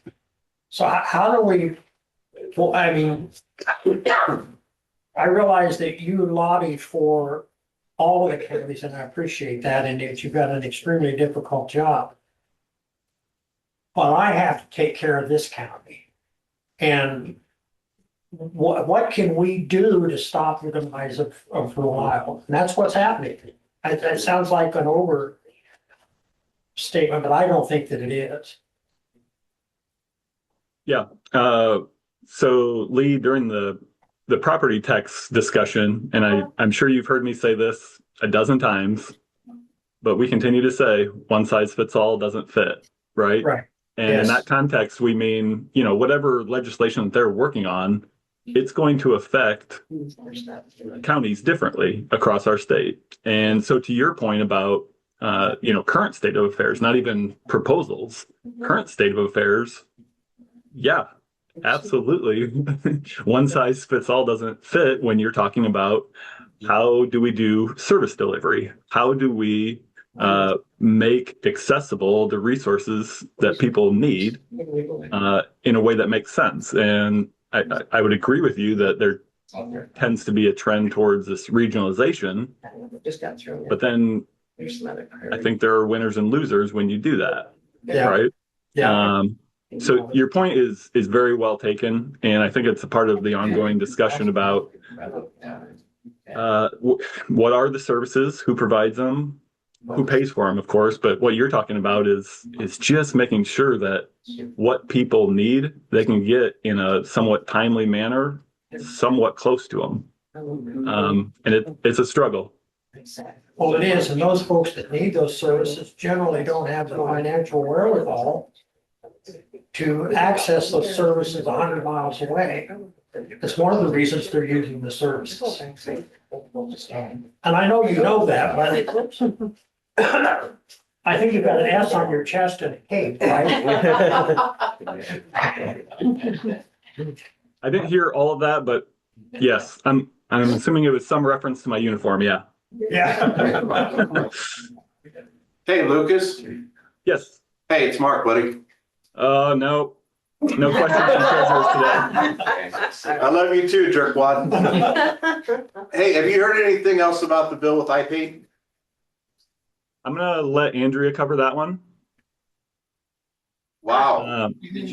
The bus literally just rolled right over you. Right over, yeah, so I am taking the lead All right. on Senate Study Bill 375. Way to pump that, Lucas. Good job. Bill 633, and I won't spend too much time, we can talk more about it, I do want to make sure I give Lucas, how about this? I'm going to touch on that, but Lucas, I know you have a 10:30, is there anything else in 4 minutes that you want to bring up, otherwise I can give an update on the IPATE legislation. Yeah, that sounds good. And I'll start with, I'm going to conclude and then log off. So apologies in advance for my rudeness on popping in, popping out, but thanks for having me and making this work and getting the Zoom set up and everything. We dive in, property tax, obviously big this year. I would encourage you to look at kind of the differences between what the Senate is doing with major reform and what the House and governor's plans, which are different, but more similar in that they're stacking more limitations, they're throwing out more exemptions, things like that. So just different in how they're doing it. So encourage you to kind of take a look at that, the impact that it might have on your county. One that we're starting to get feedback, and we definitely need more feedback, is this idea to transfer township responsibilities to the county. So townships would exist basically as a geographical boxes, but the government functions would get transferred to the counties. So any thoughts on that you can send our way. But then, yeah, some of the things that we've talked about are what are keeping Jamie and I busy. ECI that was mentioned, public health that was mentioned.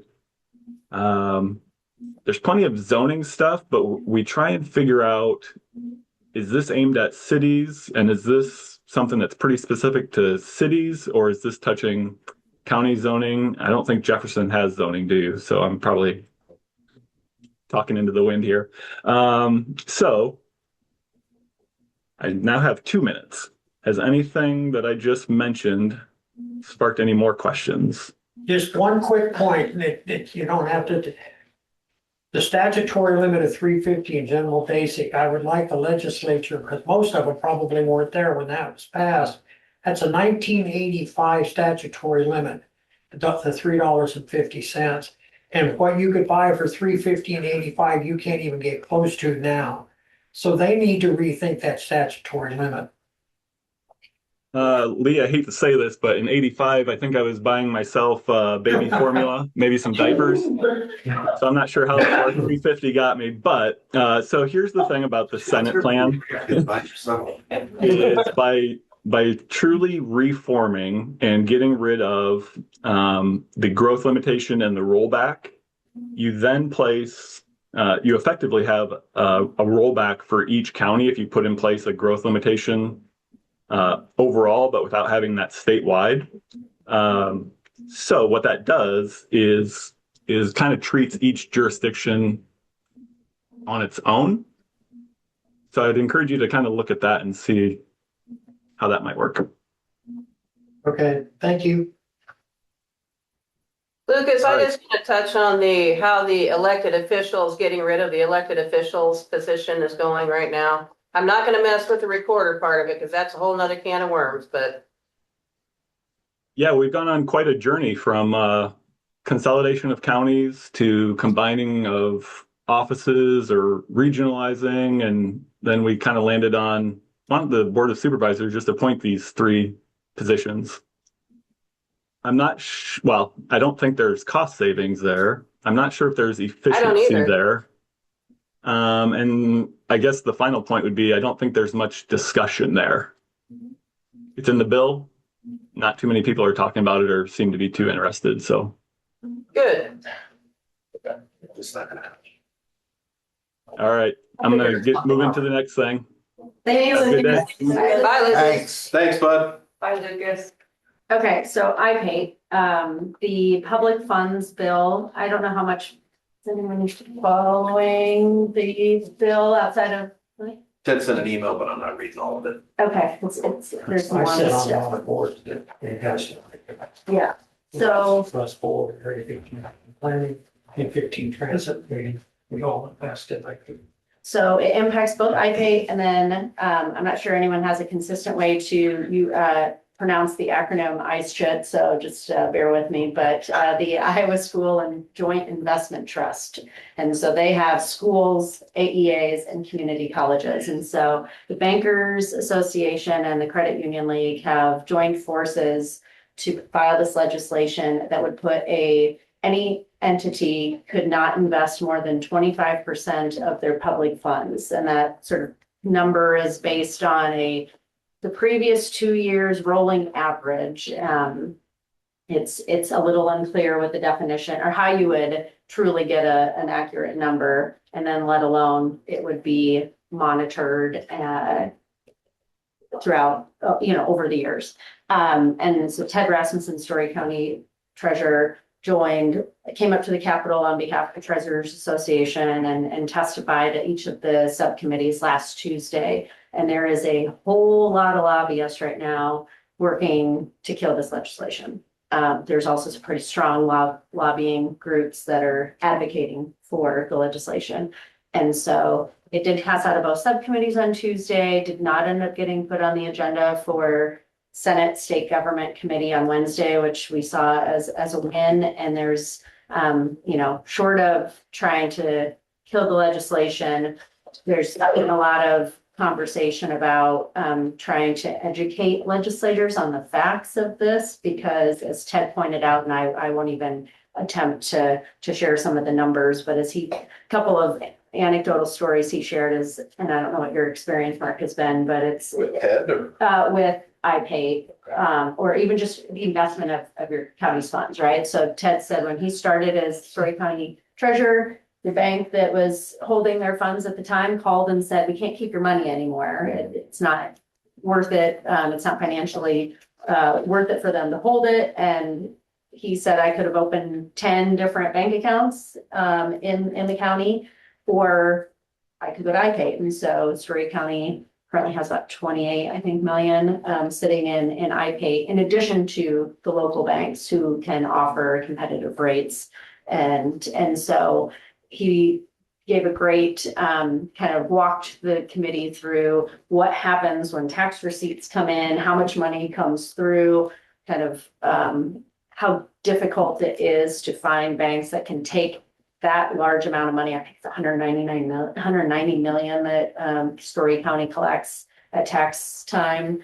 And so then to hold it for 15 days before it's doled out to the other local government taxing authorities. And so banks don't want that. It's not good on their books. And so anyway, he made a really compelling argument for why this legislation is incredibly short-sighted and based on not true, a complete set of facts. So we're hopeful we can kill the legislation, but that's kind of what, besides, I don't know of other insights or. Reynolds supports it.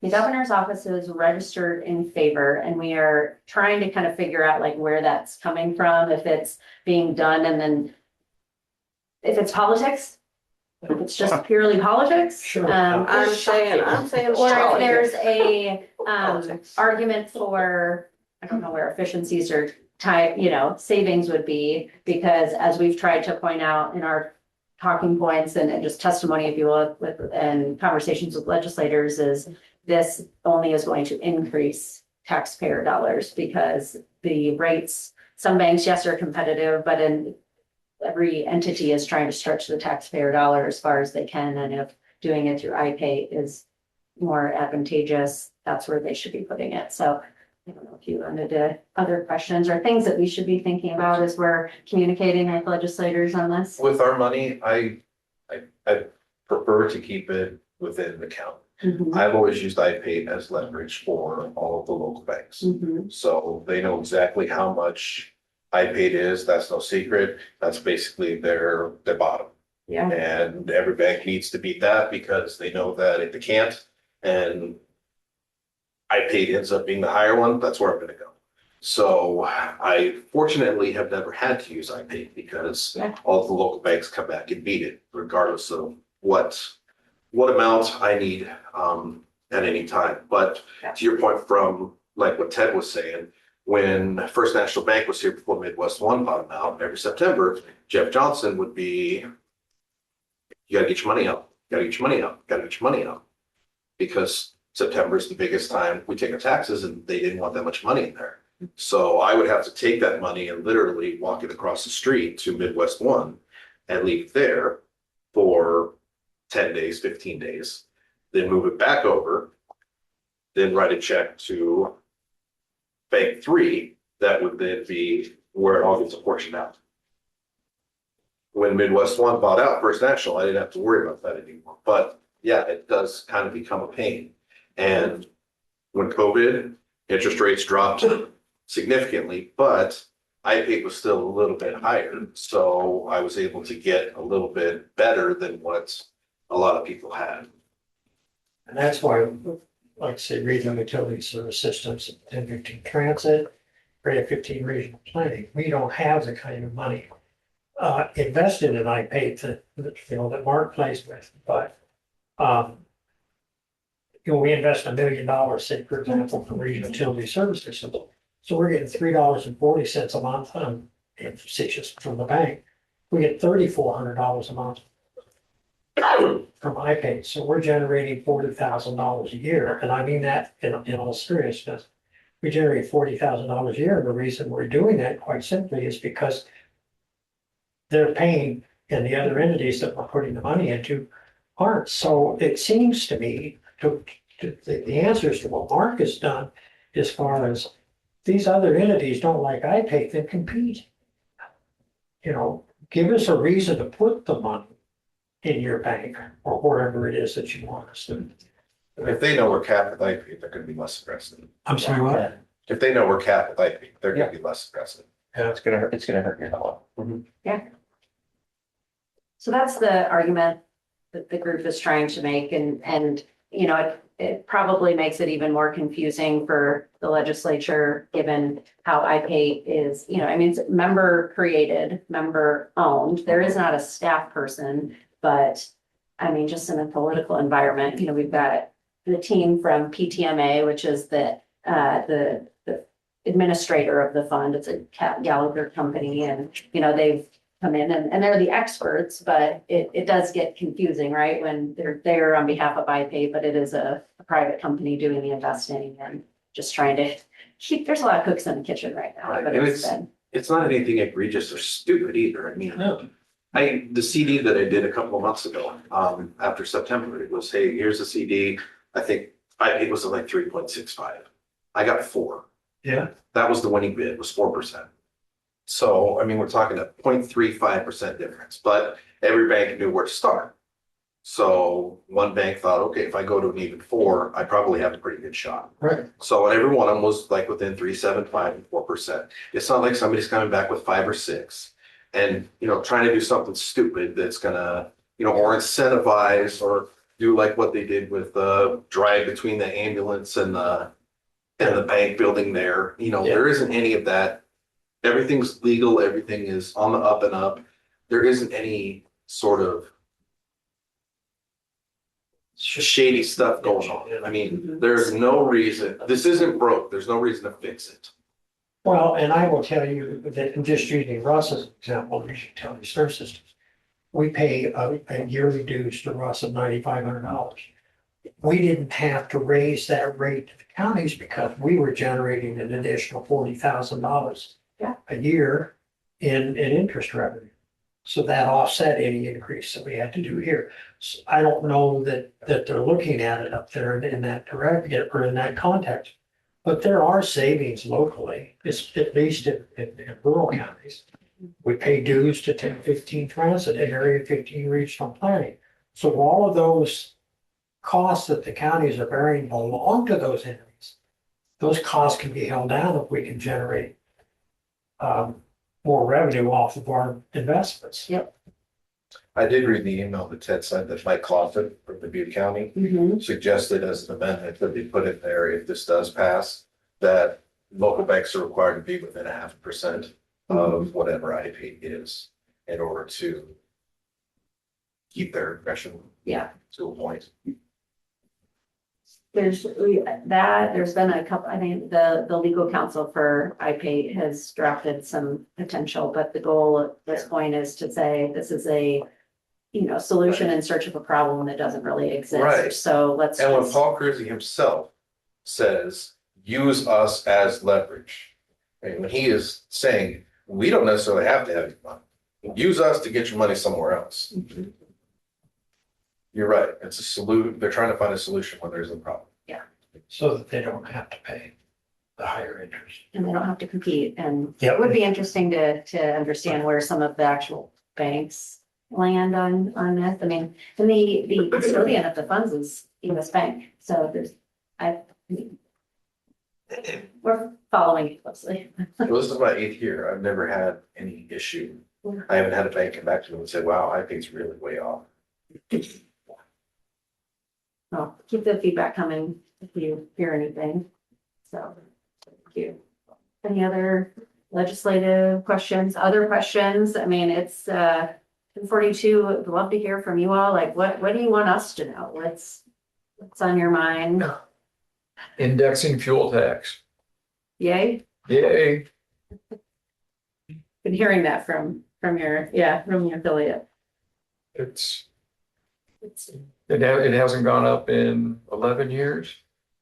And I wish Lucas was here. I'm pretty sure that's in is it in at least one of the pieces of legislation? It's in the Senate version. Yes. I believe, right? It is in the Senate. Yeah. So, and speaking of the lobby, there's some pretty credible organizations behind that piece and so who knows where we end up at the end of the session, but it'd be great to see that in there. Well, every voice counts. Yes. It's not just the road builders and the county engineers. It should be behind that. I have one little thing for you. Yes, please. All of these folks in here are tired of hearing me say. Let me guess. You're right it down. I want the state to pay me my room and board, jail room and board. I'm well over $1 million. And then they can go collect it. Yeah. And they're the ones that are passing legislation that says that they don't have to pay. So you want to cut property taxes. Give me my jail room and board. To pay for the software that Bart's having to buy, all of this stuff. And, it just, I'm sure you were out here a couple of years ago, we had a situation with a couple of juveniles. previous board had to pay $11,000 a month for the house in the juveniles. We don't budget that kind of How many beds you guys got? 32. 32? But the point Yeah, is you're big that enough. we can't collect it. There's no mechanism to collect it. Yeah. The court collects their fines. The county attorneys are in a program that they help collect fines and so on and so forth. But our jail is at the bottom of the total. Everybody else gets funded. And then you have them come along and they don't have to pay, or you have to chase them down or whatever. My comment or my statement has always been they're state prisoners. They violated a state law. They're not in that jail because they violated a county ordinance. They're going to be tried in a state court and sentenced accordingly. So let the state pick it up, because the state uses legislation, says, well, you pay for courtroom security out of the jail room and board you. Well, when you're owed $1 million, you're not collecting. Yeah. And they get the best health care in the world. Some of them, I think, go to jail just to get fed. You're right. Huh? Some of the homeless that we had in here that were coming into the courthouse, that's what they said. I'm just gonna get in trouble and I go there and I get 3 square meals a day and heat, room and board. So, yeah. They're That's just happening the- here. Yeah, and I'd have to ask Bart, but I think we charge like $35 a day. I mean, we're not charging an inordinate amount of money. Do you know this? Even stop. It's not like we're in there in business to get rich. So. You're one of probably 45,000 people I've talked to about this. Mhm. The other thing too, to Lee's point, I wish Bart was still here, but I don't want to misspeak, but I want to make sure that this is brought up. Because I used to work the jail, so at one time, if an inmate was in jail for greater than 30 days and they were on Medicaid, their Medicaid stopped. So then their health care would be transferred back to the county. So I don't know if it's still that way with the changes. So that's a huge issue. It shouldn't stop. That Medicaid coverage should cover them whether they're in jail or not. I mean, we're paying for Medicaid as taxpayers. So then we're getting double dipped on as taxpayers by those expenditures coming back to the county. So to Lee's point, I would advocate for continued Medicaid coverage while you're incarcerated. And we're getting screwed on Medicaid rate. We don't have enough time for that Yeah. conversation. No, really. But on a positive note, I want to say how much I appreciate the annual conferences and the opportunity to attend lots of different breakout sessions with your speakers. The vendors are always great, but the location's great. But I really appreciate the speakers in the last few years. I can't think of the gentleman's name, but he was like a spy. You guys remember who that was? Who was that? I can't remember. He's not a spy anymore. Him and his wife were both in the CIA. It was really. There's a reason you don't know his name. Yeah, dude, he's already retired. He's retired, but it was really interesting. It was so cool. So to have something like that, that's not necessarily focused on your gloom and doom of every day working in the government with no money, less resources and all that stuff we could get sucked down the rabbit hole of.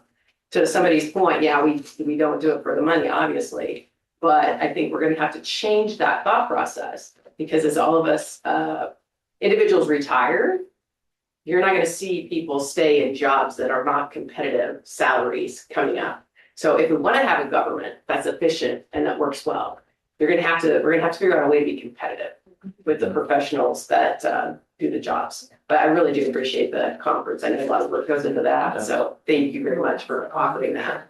Yeah. Yeah, it's always fun. Spy or no spy. What can we be doing differently? Great. What can we be doing differently? I'm not sure that.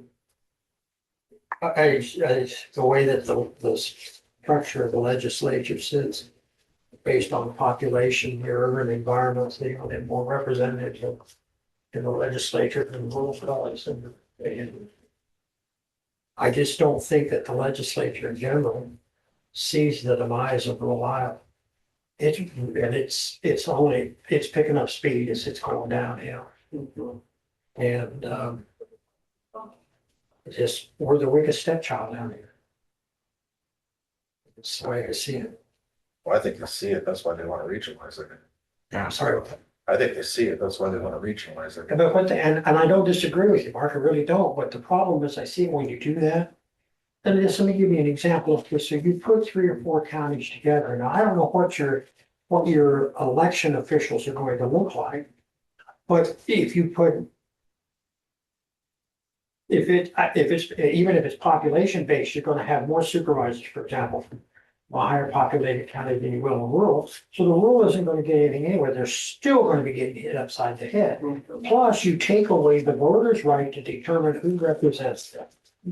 In area, it's just like the notion about appointing 3 elected officials. You're taking away the voters' right to determine who represents them. And the other thing is that from my perspective, if you do that, then every time you change supervisor, you potentially could change those 3 positions. Madison County is a perfect example of Is it? how that is wrong. Yeah. It's a perfect example of the worst case scenario when that goes. And the idea of having the board of supervisors appoint those 3 is like going to a proctologist for a toothache. Would be, but that. Better write that one down. Yeah, it Feel just, free, but you use but it. that's the whole point. I mean, the logic, well, that's the other thing, is there's no logic. But it is just that continued destruction of rural. That's what we're doing here. And I don't, and maybe to Mark's point, they're right. Maybe they do see it, and that's why they're doing what they're doing. But if there's a concerted effort to do that, and you see what's happening, it's your actions that's destroying rural Iowa. It's not rural Iowa that's destroying. So, We sat here at the beginning and we complained about pilot solutions and how everything is a chat box or, these guys now, Tyler finally had enough of everybody bitching and went to these guys and said, or you guys went to them and said, we're tired of hearing everybody bitch. And Tyler said, you know what? You're right. We're tired of hearing everybody bitch. Let's figure out what to do. Well, we need a one-on-one because right. if you don't hear it straight from the horse's mouth, everybody looks like a horse's ass. Right. How is what they're doing at the state capitol any different? Yeah. There's no one-on-one No. anymore. No. They're completely getting away from it because everything can be done right here. Yeah. And if you go up there, I used to go up there and sit by the legislative chamber, write a note, send it in. They might come out, they might not come out. Rural counties are still at least 2 generations away from getting to that point. Yeah. In my mind. It's not a bad idea to have everything available here, but I still think that you need somebody in these. You still gotta have people that can process this stuff. Well, I have There's no other way. as have these guys. Every single state legislator that we have, which is only 3, we begged them to come to our budget meetings. Yeah. We had 1. And we start our budget meetings before they start their session. There's no reason why they can't be here. At least to see what it is that we go through and understand what it is we're doing. How do you make decisions based on our budget when you don't even know what the hell we go through to make it work? On that note, Lee, I really think that's a good, perfect idea. There are counties that are running their budgets. I think we do a very good job here for what we have, but there might be one someplace else that's, not doing it. We need to focus on all those counties, kind of like Doge goes in, but they went into the wrecking ball instead of going in with, a little bit of precision in there, looking to see how they could help these counties. What can you do better? How can we do that? That's what they need to be sending into some of these small counties. This is a way, show them a better way to do things instead of just dumping everybody together because, oh, well, this county does it better. We're just going to shove everything on this county. They can take care of it. These people can't. They don't know the people. They don't know the geography. They don't know anything that's going on in those other counties. You shove it all, regionalize it. It doesn't happen that way. But if you actually go out and you see these counties that are struggling, that can't make it work, and go in there and point out, hey, this person here doesn't understand, either get them up to speed or we get somebody else in there. Or we show somebody a better way of money managing. Not every county, I don't believe every county goes out like Mark does and looks for the best interest rate. They just settle with what they've got all the time. You need to go out and find these people that are going to do their jobs. Okay? Sorry. Getting on bandwagon. I have something for recorders too, plug in there. Hey, we haven't had a recorder's fee increase for 40+ years now.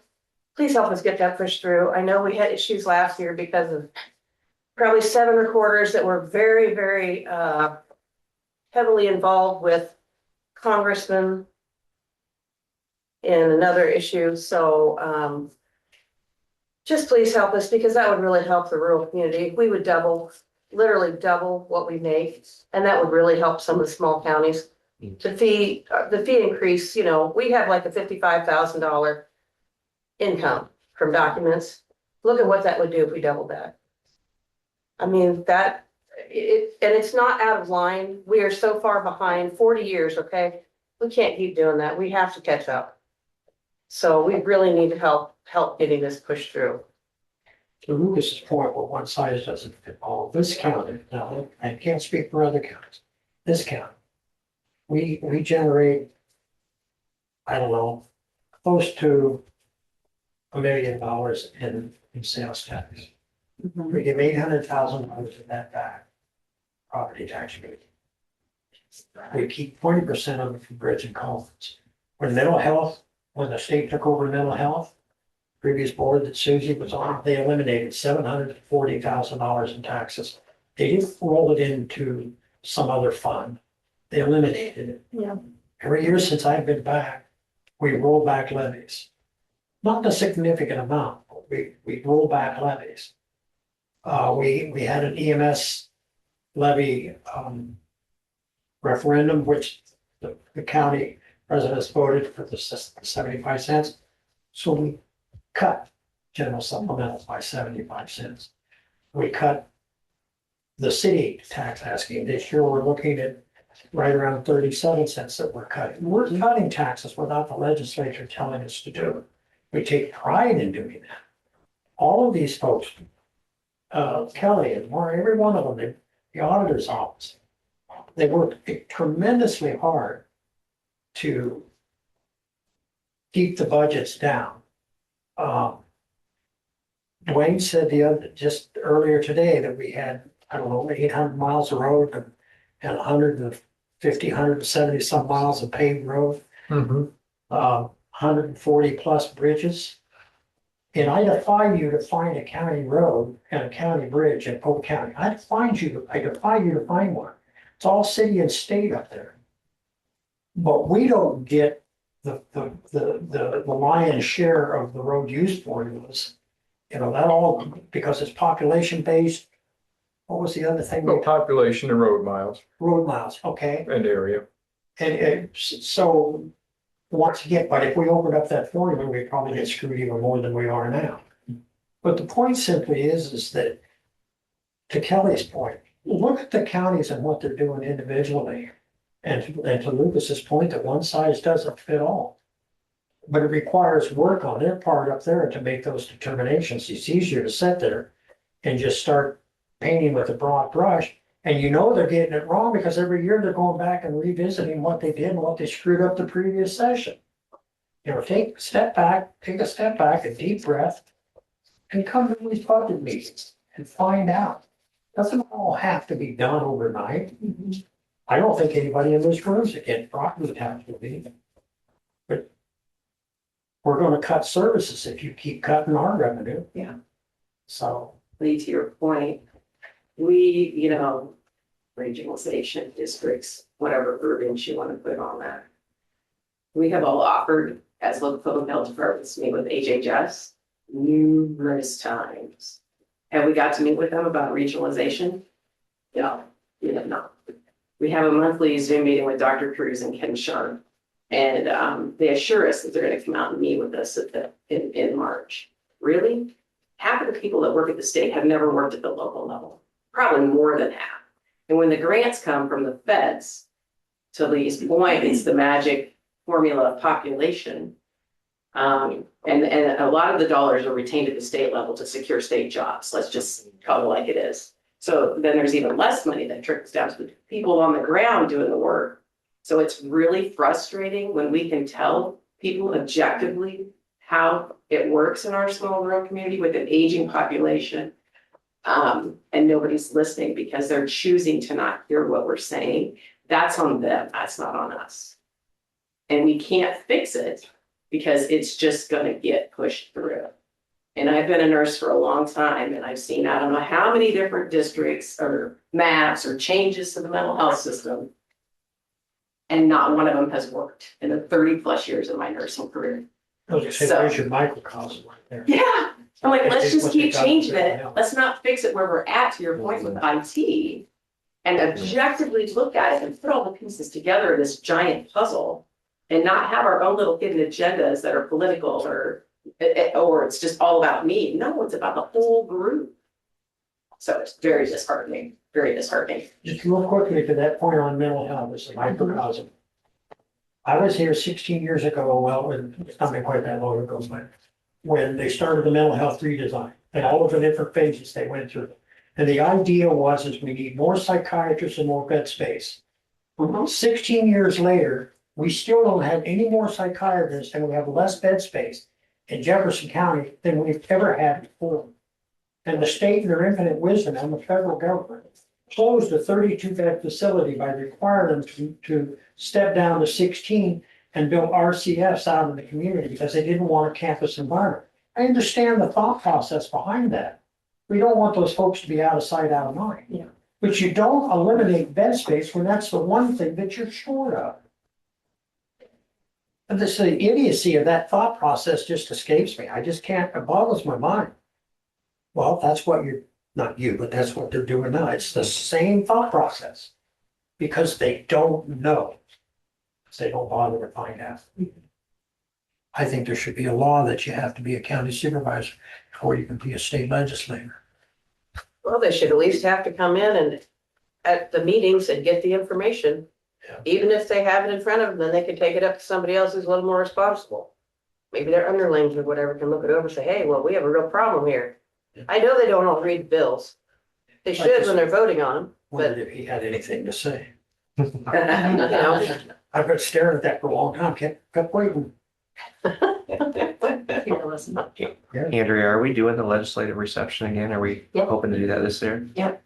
So I'm not sure how many Yeah, of well- you folks made it last year to the legislative reception that we had at the, with the annual conference, right? Spring. Or spring conference. Yep, right before the spring conference. So we had a really good 50 legislators attended the reception, I want to say, for doing it for the first time. It was a good turnout, good response. I think more conversations, more meaningful conversations than what I had heard, what sometimes happened at the Hill Day at the Capitol. And I think you pointed that out. You send in a note and you may see them. Yeah. I mean, it's busy up there.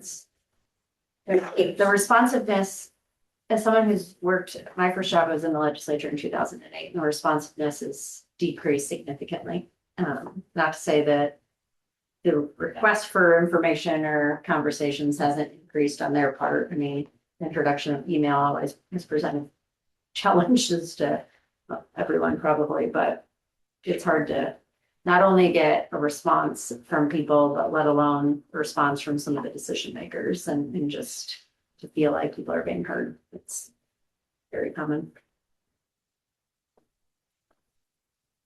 Several years ago, I served on the legislative subcommittee, and that whole process, if you've never witnessed it or participated in it, it's very thoughtful and it's very interesting to sit around a table with everyone from their respective lane and have an objective conversation. So I really appreciated that, being a part of that process. And I did not seek reappointment on that committee because honestly, I stepped back because I'm like, we need to get some younger people involved. And if the same people continue to do that work, then no one else steps forward. So it was a great process and I really enjoyed it. So I've enjoyed participating at the LPC table. And, I think we're actually going to try to replicate that concept at annual conference with a couple representatives from each of the affiliates. So not legislative driven, but identifying how we can engage more with each of the affiliates and what makes sense, because every affiliate is so different, operates so differently, and we're plugged into some more than others, but wanting to make sure there are those conversations. And we've actually, with LPC this year, made an effort to kind of just offer up and put out there,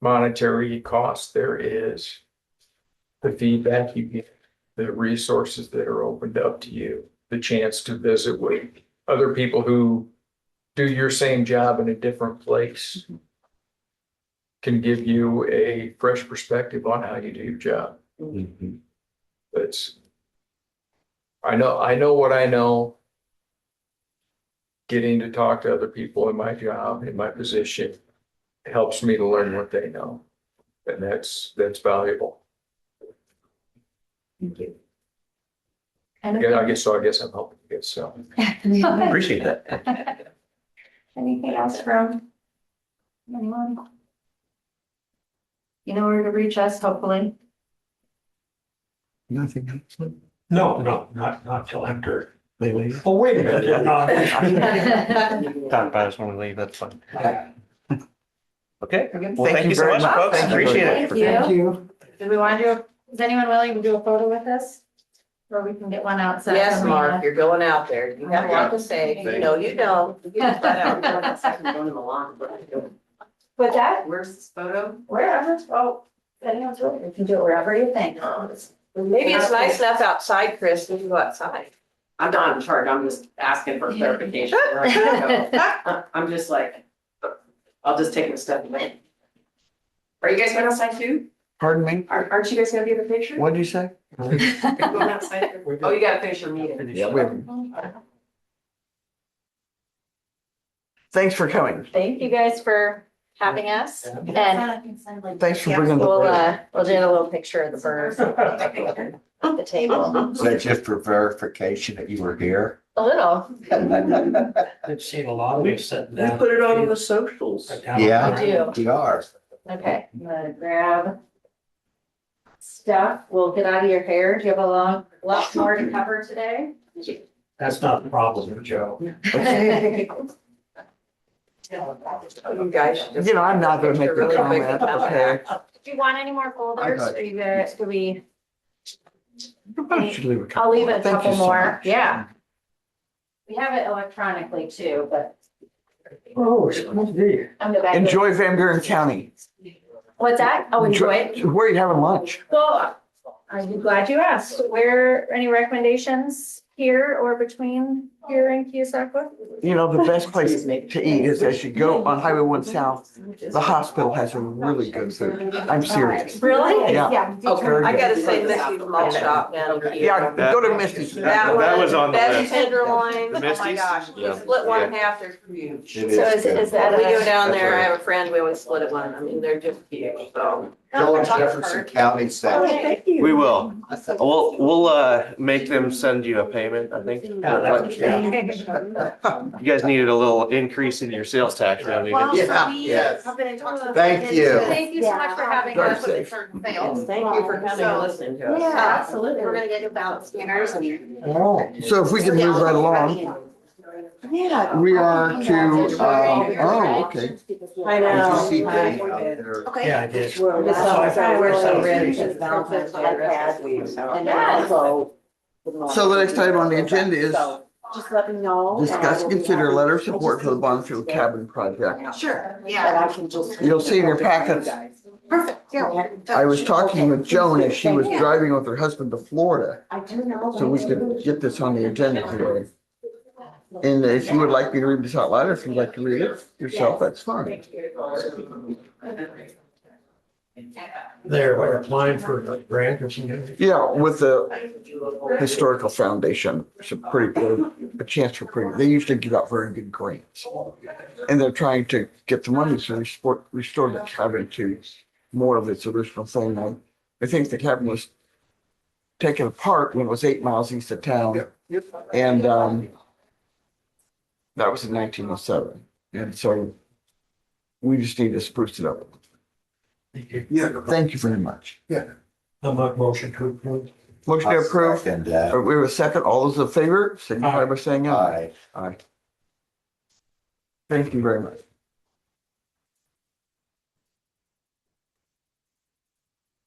Next item on the agenda is, Number 8. yeah, I just looked at all the other stuff between now and then. Discuss and consider variance for chapter 5-10 subdivision ordinance. So I got a call from, I'm sorry, did you already discuss the workman's comp claim? yes, Yeah, Oh, you did? Yeah. we Okay. hopped up earlier so we could, Oh, I missed that one. That was why I was sticking around. So is somebody going to be speaking with the employee with Darcy to it? you know, if you could guess, it would be the one of us with the shortest time that would have. So Short applies as well. I was just thinking if you wanted to connect Darcy with that. yeah, Yeah, no, oh, yeah, Okay. absolutely. All right. Okay. Thank you very much. Yeah.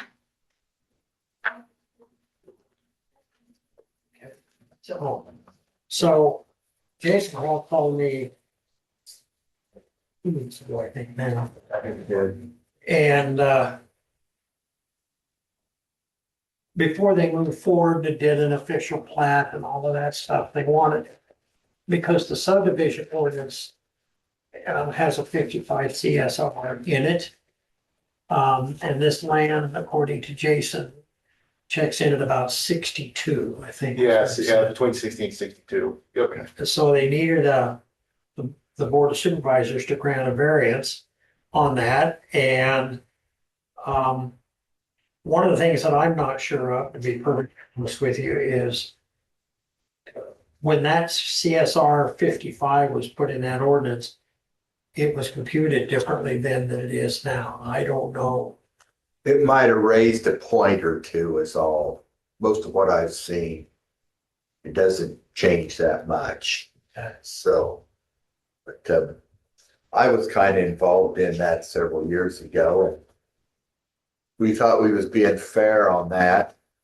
The previous board I know was Steve Bergmark, him and I was doing a lot of talking on that stuff, and that's what we thought was a good way to protect farmland. There's a lot of poor land in the county that can be developed, and so, and then since this come out, I have talked to a couple of the farmers in the area that has livestock, and they're quite concerned about problems down the road with this. So Problems, what do you mean? with Granting the variance. granting the variance so they can develop this, then they both have livestock, and the people in the development complaining about the smell. Because they do hear some now from the development that is there, the Cedar View. They hear some complaints from some of them people, and they're not thrilled about having more problems down the road. So Well, I think the issue is, and not so much for me to CSR, but I don't know how familiar you are with the major subdivision portion of the ordinance. Major subdivision.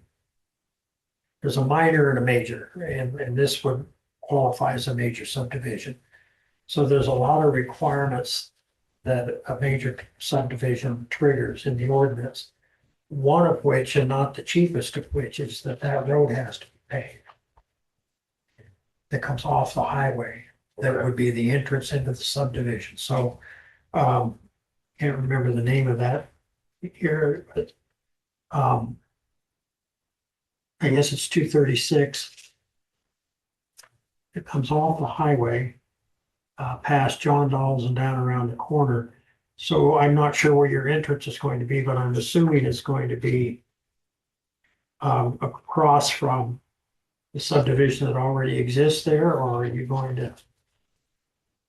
Yeah, I think the entrance would be there, kind of on the south side of that property there. Okay, I think that's kind of what before we did anything, before we started looking at anything, that's why we're kind of here talking about that to make sure, see if, if the board supervisor would be considering granting that variance, because otherwise I don't want to waste our time, his time, sure, no, and I get that, but I just, there is, like I say, an enormous amount of costs that would be associated with, now it could be a seal coat, don't misunderstand, but that road from the highway to your entrance, it's gonna have to be, would have to be seal coated. I thought it read in there that it could be since it's already a granular road, it can stay a granular road.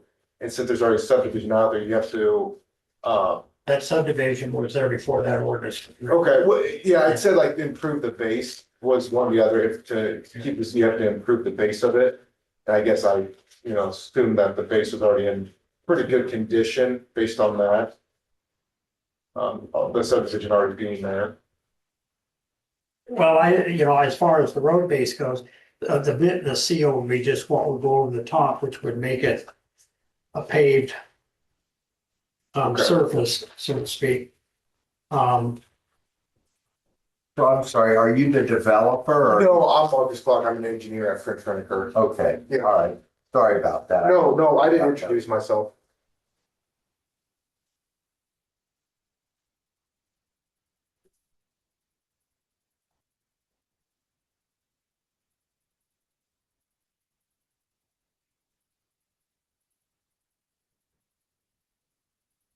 All right. That's what I had highlighted. Hell, I did easily. It's fucking fine.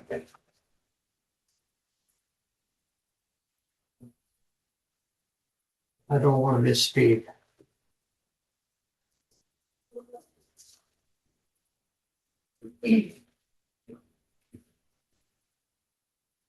Ah.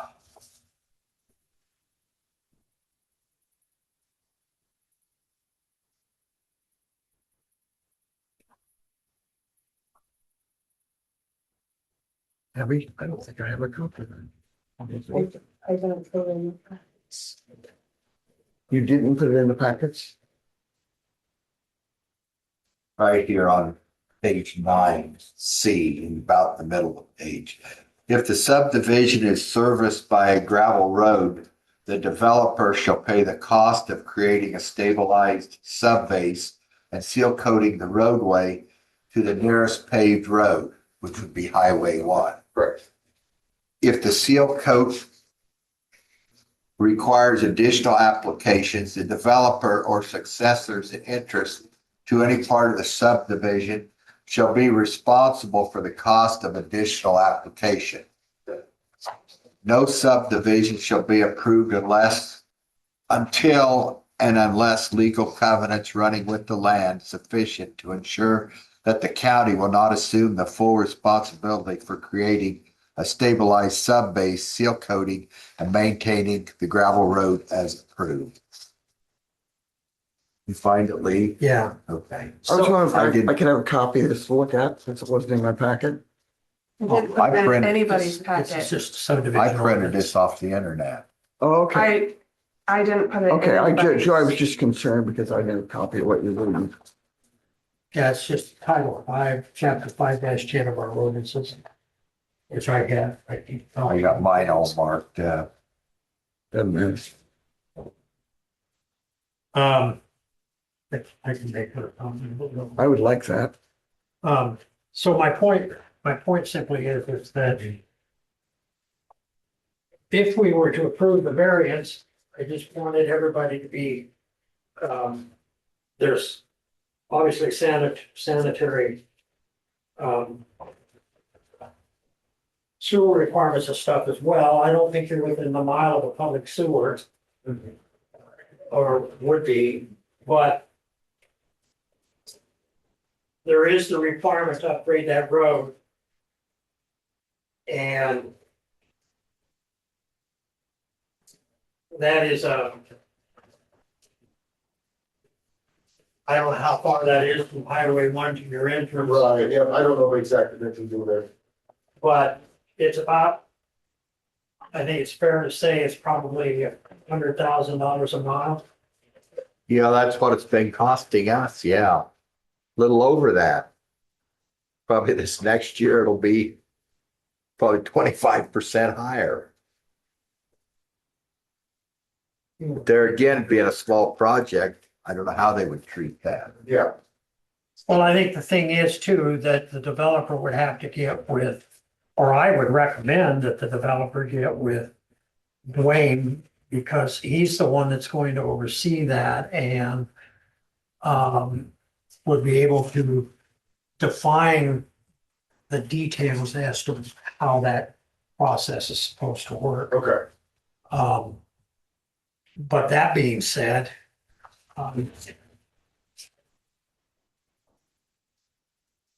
guess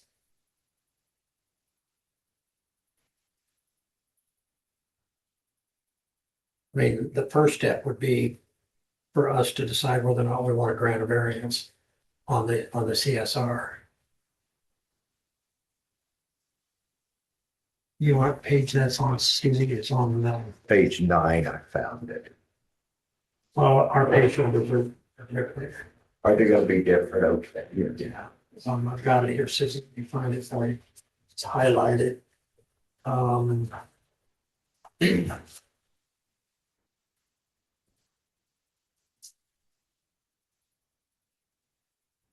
It's on page 28, Susie. Second paragraph under C, protection of agricultural lands. Got a lot more than read it off tonight. It's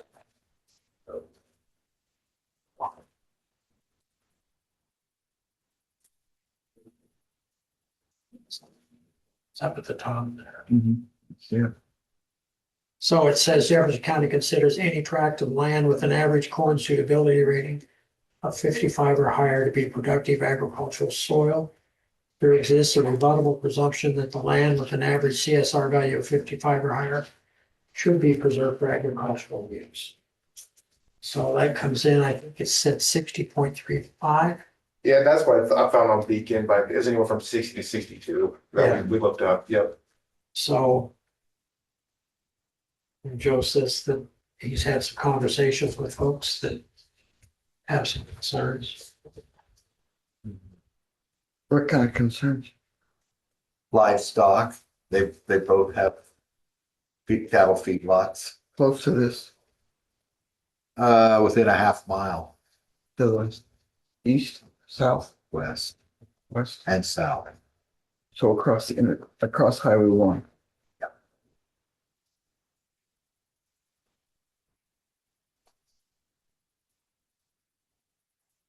I guess what I would say that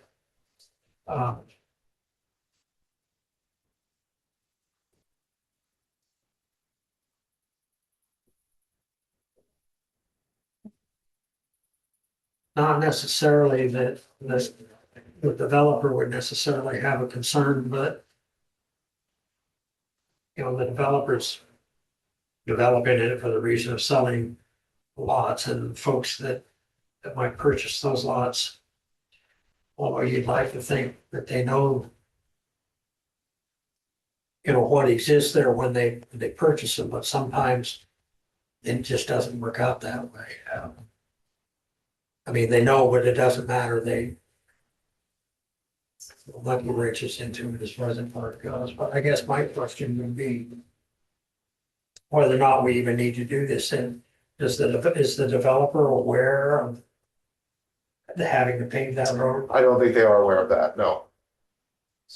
So I guess where I would go with this at this moment in time is and I can make you a copy of this. No, I found it, yep, that's how I found the CSR, yep. So, and I would have them reach out to Dwayne and see what all, Dwayne's perspective on what needs to be done and how it needs to be done and what kind of cost they're looking at before we even,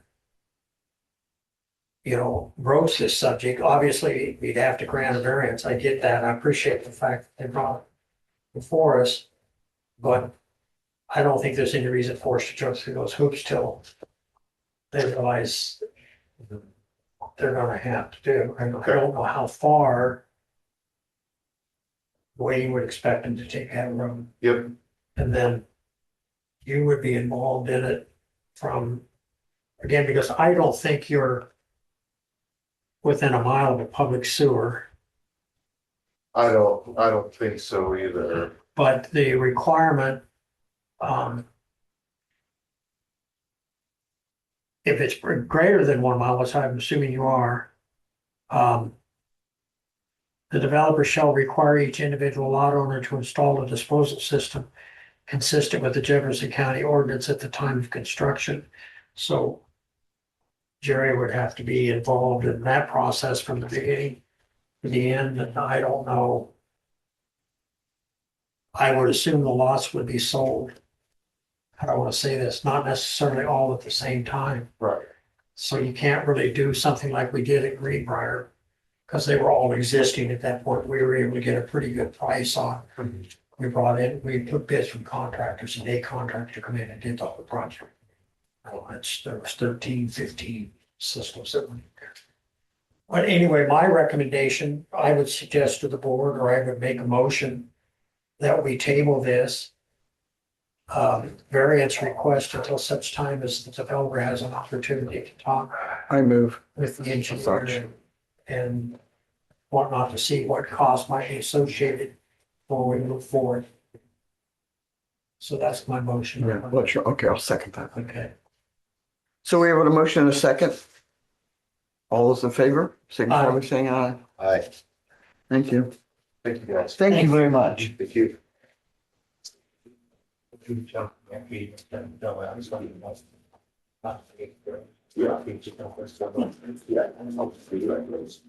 So Lee, Yes. thanks for giving me a copy of this. I'm wondering if you two had it, why I did not in my packet. I've had some for years. Because I come in here and set it back on the computer, I found it and I printed it off on Friday. Oh, did you put one on my desk? Did I miss that? Was I supposed to do it for I you? don't know, I'm a coworker. What do you think?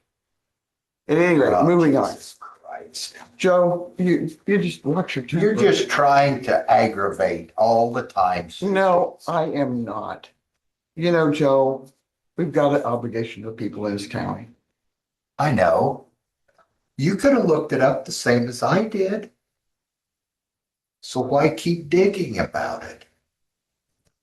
You want me to answer that? I don't think I will. I was just from the committee report. I know, but thank you for printing that for me. I appreciate that. Committee reports. So we all were at Farm Bureau.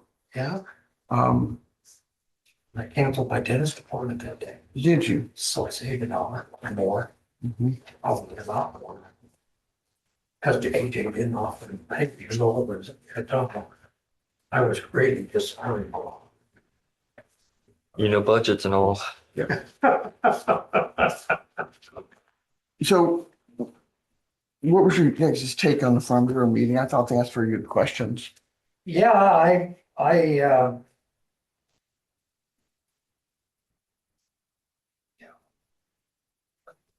guess I was,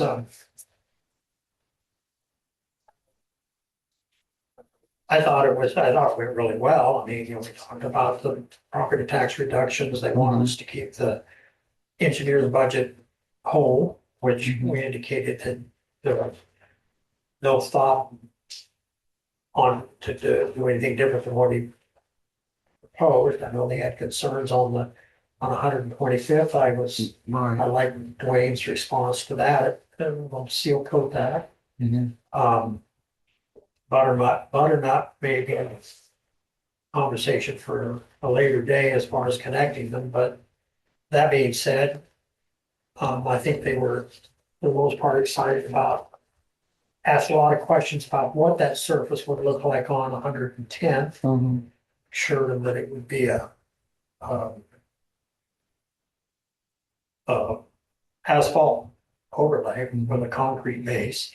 Yeah, I appreciate the fact when you were explaining to them the 2.5, 2 3/4 inch thing we have to have, or the ditches get too deep. Yeah, and that was, I mean,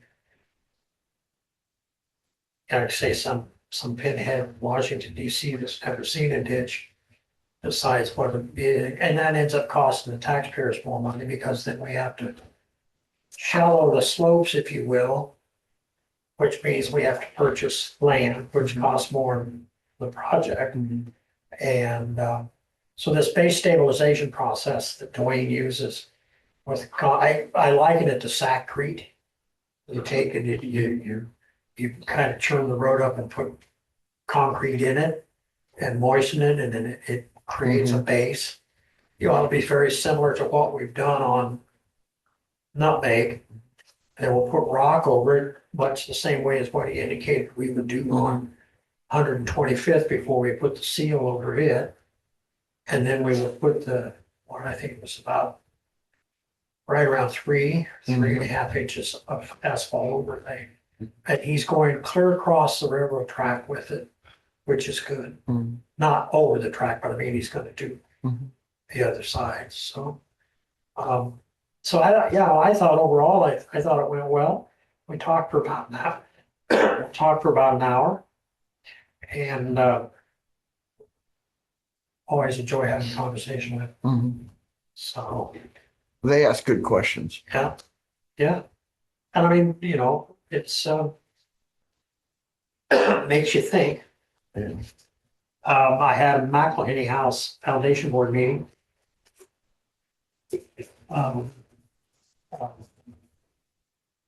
We got a really good bid on the roofs.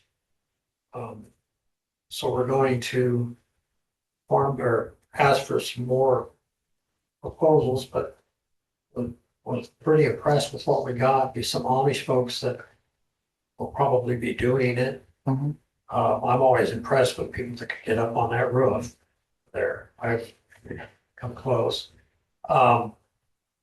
And we replaced water heater. We had coming in and we're going to blow in some insulation because we got an area under foundation that we've got some air coming into. And we'll replace a window in one of the bathrooms. And the lasagna feed's coming up. For the women's club. Oh, yeah. I don't need lasagna, but that's okay. Cooks it had what? You're wrong. So I think that's what I had because I didn't have we had a board of supervisors meeting at 8 AM. Can't remember who we met with. DHS. DHS, yes, that's right. Emily and Dave and whatnot. So that was a nice meeting. I thought so. Yeah. I believe we had 3 people show up from DHS. Yeah.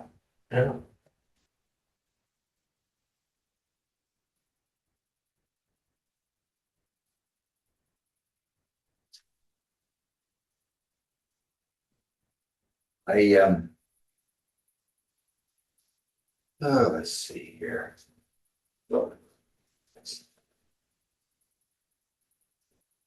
I met with the Farm Bureau women on Tuesday at noon at the Pizza Ranch and explained to them a lot of different things. They asked a lot of questions. We had good conversation with them.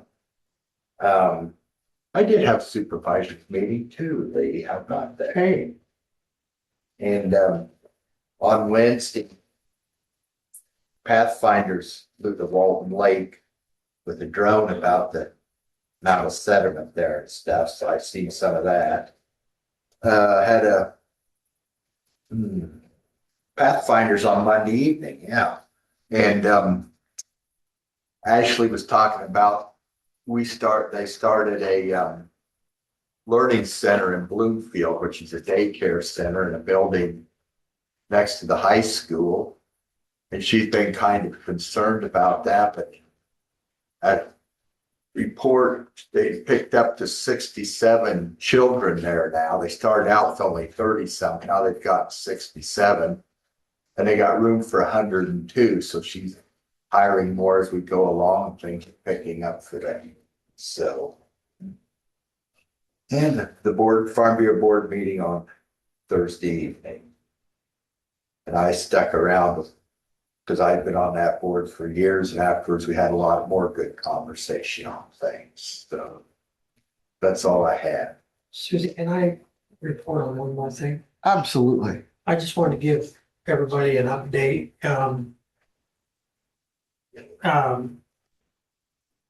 The Jefferson County Progressive Housing Board of Directors, in conjunction with Hudson Grove Properties. You remember when we took over the facility that we had 5 unrentable units, and unfortunately we lost a tenant, passed away, which gave us 6, and then we had a tenant that moved out. So it seemed like it snowballed. So we had 7 units that needed to be rented. in varying degrees of, needs to be able to rent them. And I'm happy to report up to this point that, we now have 3 units left to rent, and we've actually, of the 3 units, one of them is rented, but we're in the process of replacing some carpet with some linoleum and that, and of the resident that passed away. But that 2-bedroom unit is rented as soon as we can get it ready for the tenant. And so then we've got 2 units remaining in building B. One of the units, 15, will be very simple to get ready. We just had a resident move from there into building A, into unit 1. So I anticipate by April, 1st of April, that we'll have both those units rented. And we, as you're all aware of, we did the big bug thing for the bed bugs, and then we had several units, so we had to eradicate other kinds of bugs that go in the night when you turn the light on. And so we've got that done, and we are in constant communication with Iowa Finance Authority. They've been very good with us, and we're still waiting to hear, hopefully I'll hear this week, on the insurance. That'll save us about $550 a month. So, you know, things are looking good. We replaced a water heater in unit 6 that had to be done. We have, by the way, with the exception of, if you remember, we had, let's see, it was 2,200 round figures, 1,032. We had about a $4,000 bill from a plumbing company in Oskaloosa that Keyway walked away from. We have paid all of the bills that were owed by Keyway, with the exception of the 2,200 on the water heater. We paid them 1,800 of that $4,000, whatever it is. So all of the vendors that were owed money when Keyway left, we've paid all of them up, except the one. So we're doing quite well. Knock on wood. So we're hoping to see a little bit of a light at the end of the tunnel. But the residents are happy. We met with the parents and their guardians as well as the residents. Nice. We've had 3 meetings since we've taken over. We want to meet quarterly, but here initially, we've had to have a lot of meetings. So I just wanted everybody to know that, again, unfortunately, we lost a resident who passed away, but overall, we've got to know the residents, have got to know us, and they're a lot happier than what they were. And I think if you were to ask them that question, they would categorically agree with that. If for no other reason, they know that they've got a home. But the other thing is they've got people that are coming in and fixing their problems, and they feel like they're being treated with respect and whatnot. So why those units, and if we talked to a representative from Optibank, some of those units sat empty for a couple of years because they wouldn't go in and do anything. So I don't understand. They complained about the money, but wouldn't do things to keep it flowing. But anyway, we're doing good. Well, it's kudos to your committee that if you hadn't had to pay all those prior bills, Yeah. look where you'd be sitting now. Yeah, no, so we're, I'm happy with the progress, and I'm gratified personally, as are Sean and Gina. The residents, they're smiling, they're having a good time with them, and one of the residents, anytime we're in there working on something, he's right in there with us working on them. So, it was worrisome, but I think that there is a light at the end of the tunnel. So just wanted you guys to know that. Thank you. I have no committees to report on because you guys covered all of them. And again, the Farm Bureau thing was really great. Let me see, allow claims. Oh, any public comments? Any public comments? Any public comments? Allow claims to approve reports. I would move that we approve claims in the amount of $72,905.76. Second. I have a motion and a second. All those in favor? I, Thank you. now I am going to vacate the premises for a second or two. Well, let's have a 5-minute break. How's that? Motion to adjourn. Okay, Well, I don't think we want to adjourn because aren't we going into a budget session? well, we can. Do you have something for us? Well, I just thought we might want to talk about the Oh, yeah. schedule Sure. So 5-minute break or Or 2.5 or whatever. or two. Oh, hi. Hello. Lee, I have to leave. I have a doctor's appointment. Oh, well, in that case, we can. Do you have any dates, afternoons that are bad for you this week? So please schedule some more budget meetings. You gonna do them in the afternoons? No, I'm just, whatever's good for you.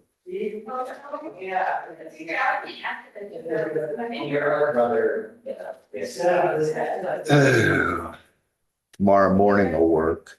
I have a doctor's appointment in the afternoon again.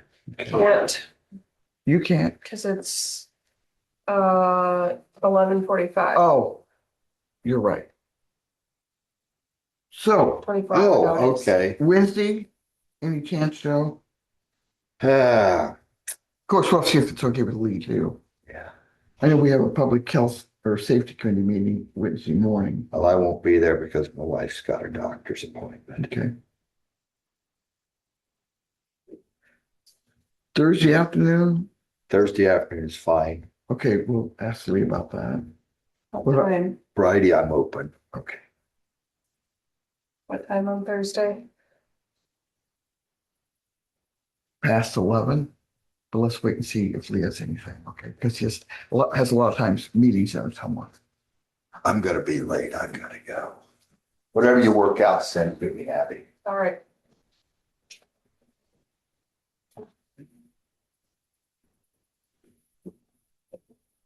You in that break yet? I'm still on break. That's fine. Hey, remember, you guys are busy from 10 to noon from the meeting. Yeah, I know, that's why I said after 11. Oh, It goes till 12, so probably all the bitching you guys don't want to hear is takes place after 11, I'm sure you.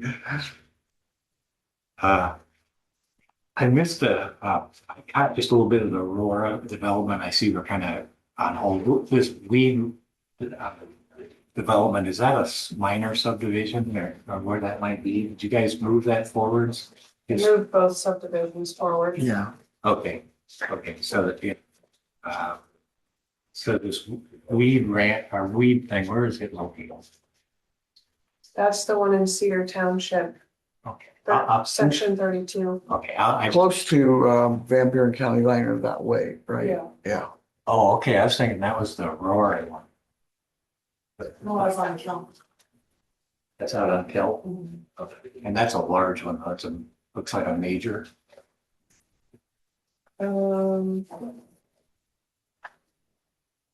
Aurora, which one?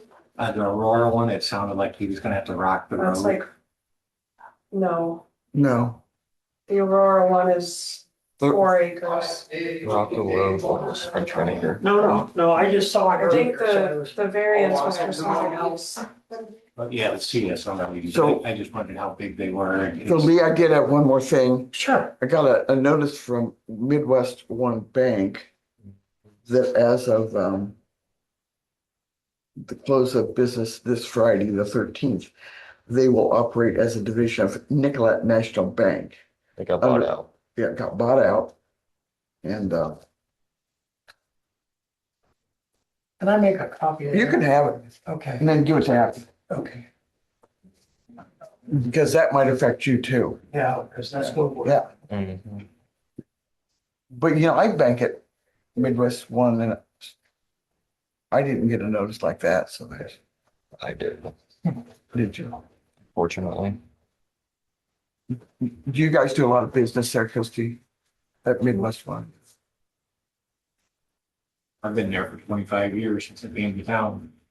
So I gotta go out and talk to Bruce and see what kind of quote we got on the, what that. Nope. Yeah, no, you, Really? we'll give it to you. And he's going to dispose of it. We might change our mind to want it back. Oh, well. What time are you available on Thursday afternoon? Eat lunch? Sure.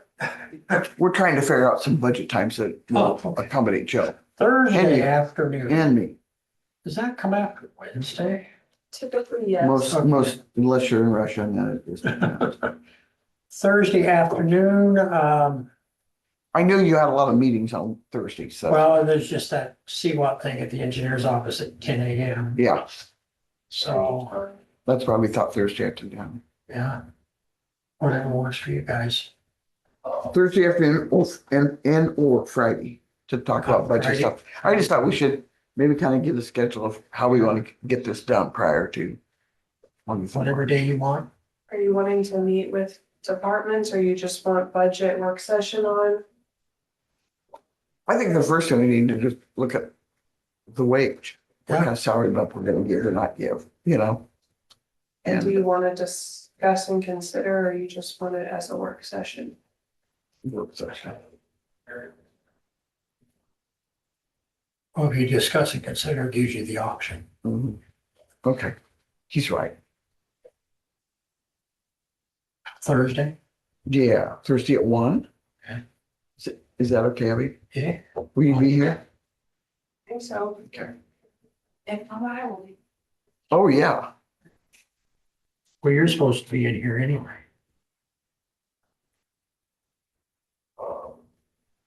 So Thursday at 1. Yeah, okay. Damien's visitation's tonight, by the way, from 5 to 7, hit first, yeah. Damien Wimmer, Real. Cranston. Oh, I saw that. I didn't put 2 and 2 together. But we seem to have a little too many people passing away. You're not wrong there. There's a kid killed over by Germanville on this weekend. Motorcycle, or how was it? 1994 Mustang. Who was it? Ole Olson Ole Olson. from Brighton. He was 19. Finish off for mayor. Yeah, me. Didn't something over to me. Does he live in Brighton or does he live south of Brighton? Just curious. I'm not sure of the exact address. Yeah, you're right, Susie. It's been one hell of a couple of weeks. It has. It has. I mean, I forgot to mention Connie Boyer's husband passed away. Yes, I forgot, but I mean, I didn't forget. I wasn't. Yeah. And I didn't think he was older than I thought he was, but I didn't think 79 was all that old, or almost 74. Yeah.